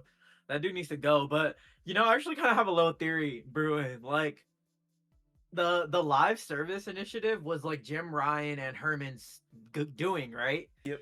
I kind of think internally Sony wants those games to just beat it now. So like they have a reason to fire Herman. So they can be like, look at these games that you shipped. you gotta go. You know, like I kind of feel that like brewing a little and bit. they go like, hey, look who you brought in to make all these games a success, and they can't even make their own game a success. Get out of here. Yeah, man. But excuse me. I actually have a list of predictions. I guess I could just spit them real quick because I'm there. It's gonna get leaked. Like shit's gonna get leaked out of this anyway, so might as well get it out before shit gets leaked. As you mentioned, gummy bears. I think could be here. If not that, yeah, 50-50. If not that, then they'll probably do like a little thing for Marathon Season 2. I think that they'll show a release date. Like they'll show off For Loop and they'll show a release date for it. I think they'll show off a release window for Hunter's Gathering. That's gonna like you said, dude, imagine that'd be actually kind of crazy because I can't even speak on that fucking game. But what's it called? Like you said, Fair Games is probably that new IP that they just put out. It's called Break In, right? Break In. Yeah, so that I do think Wolverine will probably have the longest showing out of all of the games. 100%. What's it called? I think it's starting off the show. I think that's what they say in the blog post. Let me see. Let me look up the blog post real quick. All right. Yeah, State of Play return. Oh, go ahead. Yeah, I was gonna say to kick things off, you'll get a closer look at Marvel's Wolverine. Okay. So Insomniac Games will share more from its upcoming third-person action-adventure showing off Logan's brutal and relentless combat alongside new details. This is an all-new take on the comic book legend. Launches on PS5 September 15th. Okay. So it's gonna start with Wolverine. So and who's ending it? Intergalactic? Oh no, Faye War. Oh yeah. Yeah. It's gonna be Faye War. Yes, sir. I think Faye is gonna end it because the last time they did these showings at at their draft house and like the theaters, it was when they revealed God of War 2018. So I think it's gonna be that same thing where it's like you're gonna see it and you're not gonna really know what it is at first. They might not even flash the logo like until the end, you know. So it's like you're gonna see it's gonna get built up and like but I don't know if it's gonna be a hit as seeing Kratos, you know, seeing this shit. But it might be a hit when we see the gameplay, you know, because I'm really excited to see this game, bro. This game is gonna be really cool to see. But so I think Faye is gonna close it out, and that also kind of ties it in with the last one because they closed it out on a God of War reveal. So it's like I think they're gonna kind of build off of that. They're gonna like they want to close it out with these big reveals. And God of War is one of the biggest PlayStation IPs that they have. You know, like it sells huge numbers when it comes out. It's not a licensed IP either, so it's like they would be wise to push a franchise within a franchise, you know, that they own. So, definitely think Faye is gonna close it out. You were saying the third party stuff, right? Yeah, Onimusha is gonna be here. Onimusha, I have that in my notes. I think we might get the Final Fantasy 7 the third part trailer at least. You know what I think about that? I think Keeley has that revealed. I feel like both Final Fantasy games have been shown off first at a PlayStation show, though. They have, but Square Enix isn't really like buddy with Sony anymore. Yeah, but I feel like they still got at least marketing. I feel like the marketing is still under like they might have not gotten exclusivity anymore, but the marketing should still be 100% with maybe Keeley has FF7 Part 3 and then Sony has Kingdom Hearts 4. I actually would see it being the other way around. I don't know. Yeah? Maybe. I feel like they feel like Kingdom Hearts has been a little bit more agnostic. You're probably right about that too. But yeah, that's really all I have so far. We'll get some third parties. We might even get some indies. Like Konami is probably gonna be here with something. They seem to be really like getting close with Konami, so they might be here with a new reveal. They might reveal the Silent Hill 1 or 2 or 1 or 3. Is it remakes? 1 remake. Or is it? Yeah, 1 remake. They might show that off. I think Bluebird's doing that they one have as a well. they have a Silent Hill exclusive PlayStation game that okay. probably will be here. Got it. Silent We'll Hill probably get a. Towerfall or something like that, I think it's called. Got it. And then Towerfall. and then they have some China projects that I feel like would be good to put here, like the one that had the God of War, like old school God of War gameplay. I forgot what that one was called. And then the other, Lolon. Yeah, Lolon, and then the other like third person action whoosha style game with the avatar, the fake avatar god something. The Godslayer. Godslayer, yeah. I can see those making an appearance. That would be huge. Yeah, if they can get both of those in here too, and then throw in some good looking indies, no baby steps, and maybe show off some more Castlevania with a release date, things like that. This could be a fucking banger, except for the fact that they're starting off with Insomniac Slop and ending with Balrog Slop. But other than that, this show might be one for the books. That's hilarious. And if somehow they can squeeze in some kind of intergalactic in here, like I really want to see intergalactic. That might be September though. Hey, they could do like this is because I think the Fae game is closer to release than Intergalactic is. Like if Intergalactic releases, I think it's a fall 27 game. If not, like I think the earliest could be like late summer, but I think it's a fall 27 game. But I think Fae could be like a spring 27 game. So, and usually when I was about to say Sucker Punch, when Santa Monica shows their game, they don't take longer than like 9 to 10 months to release it. So, when they show it off like fully, they'll probably release it relatively soon after. Yeah. But yeah, that's about all I have for predictions though. I think with how close a lot of their games are looking, they have a solid home run. But we've seen solid home runs turn into duds before. Well, I think Sony's solid home run this year is Wolverine, right? Like, because even if that game doesn't get the GOTY nominees, it's gonna sell. So. Yeah.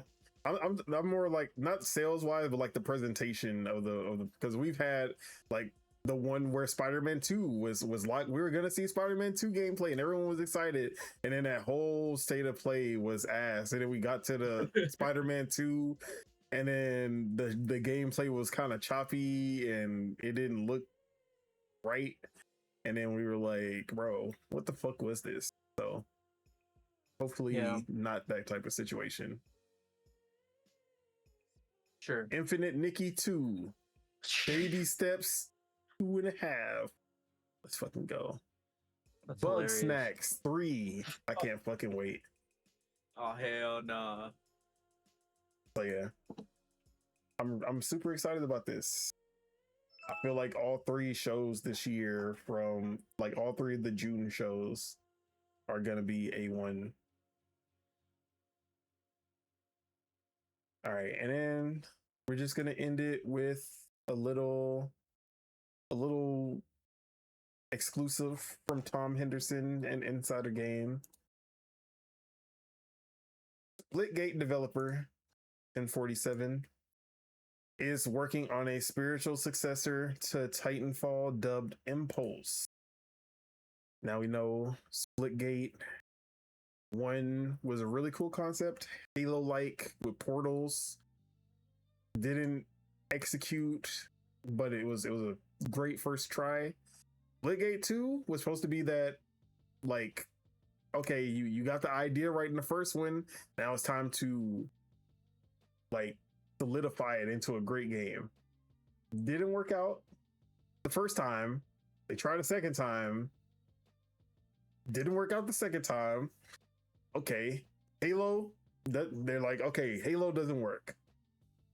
What other franchise can we use as a base that people really want a good game in, and go from there. Titanfall. Perfect. Now, obviously, we're not getting a Titanfall anytime soon. So, unlike Halo, where they were putting out Splitgate in the middle of Halo Infinite and then trying to talk shit about Halo while copying Halo and trying to do like, hopefully, as long as they keep their mouth shut this time and they're not doing make FPS great again jokes and all this bullshit that they were on.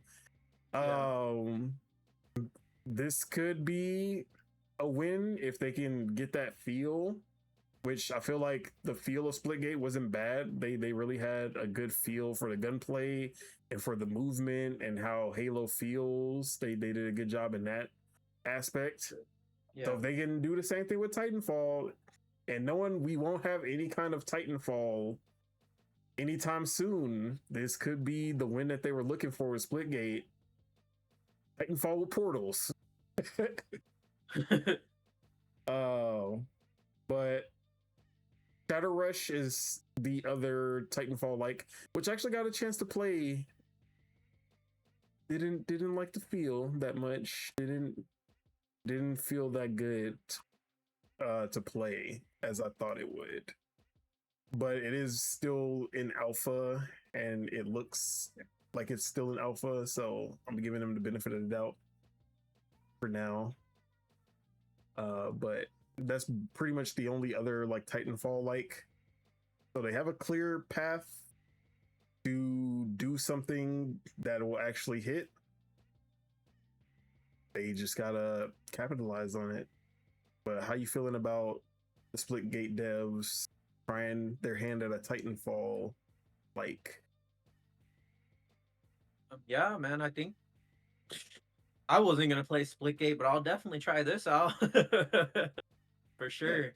Because it's an open lane. Like, everyone wants Titanfall.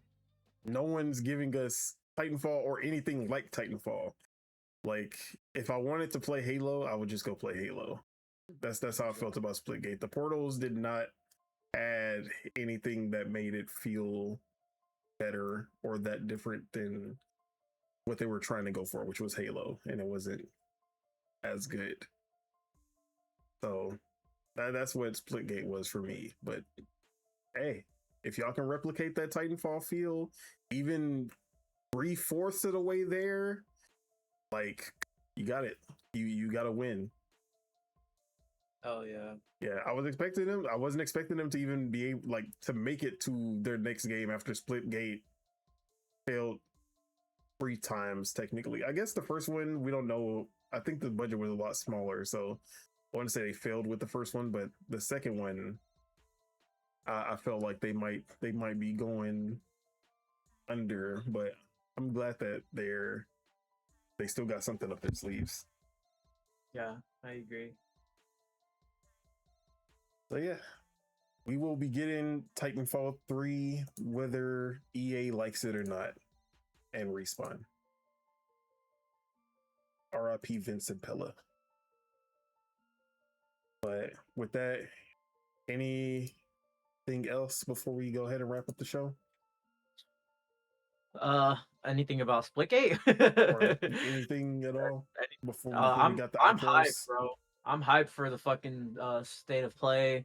That week's gonna be crazy, bro. It's gonna be a lot of good shit. Like I've been saying, man, they're swinging for the fences with like everything at this point. So it's like boom or bust, you know. So I'm excited for Xbox and PlayStation. This is in their final years. They're finally like, hey, what if we actually started putting out some games? Yo, that's crazy. You want to put out games at the like, and then Nintendo's like, yeah, we gonna match that same energy, but in our second year. No, we're just gonna keep doing what we do, and exactly. They just produce. They just produce. Like, I'm not there for Star Fox, but I'm definitely gonna be there for Splatoon, you know, and like seeing the reviews for Yoshi. Like, I low key kind of want to get it now, you know. I will be there for both of those. I'll wait for that 30% off on Yoshi. Exactly. Because that's no, but I'm excited for Splatoon, and we'll see the rest of their pipeline for the year in about a month, you know. So a little bit later, like I said, it's gonna be mid to late June. I think I said that on the show. Yeah, no partner direct or no partner direct in May, but the June So one far. for sure. Could still happen. Excuse me. But yeah, I'm excited though. the showcase season is gonna be hopefully gonna be one that hits from everybody. Xbox is gonna have Clockwork, most likely with a release date this time. New stated, like full State of Decay 3 gameplay.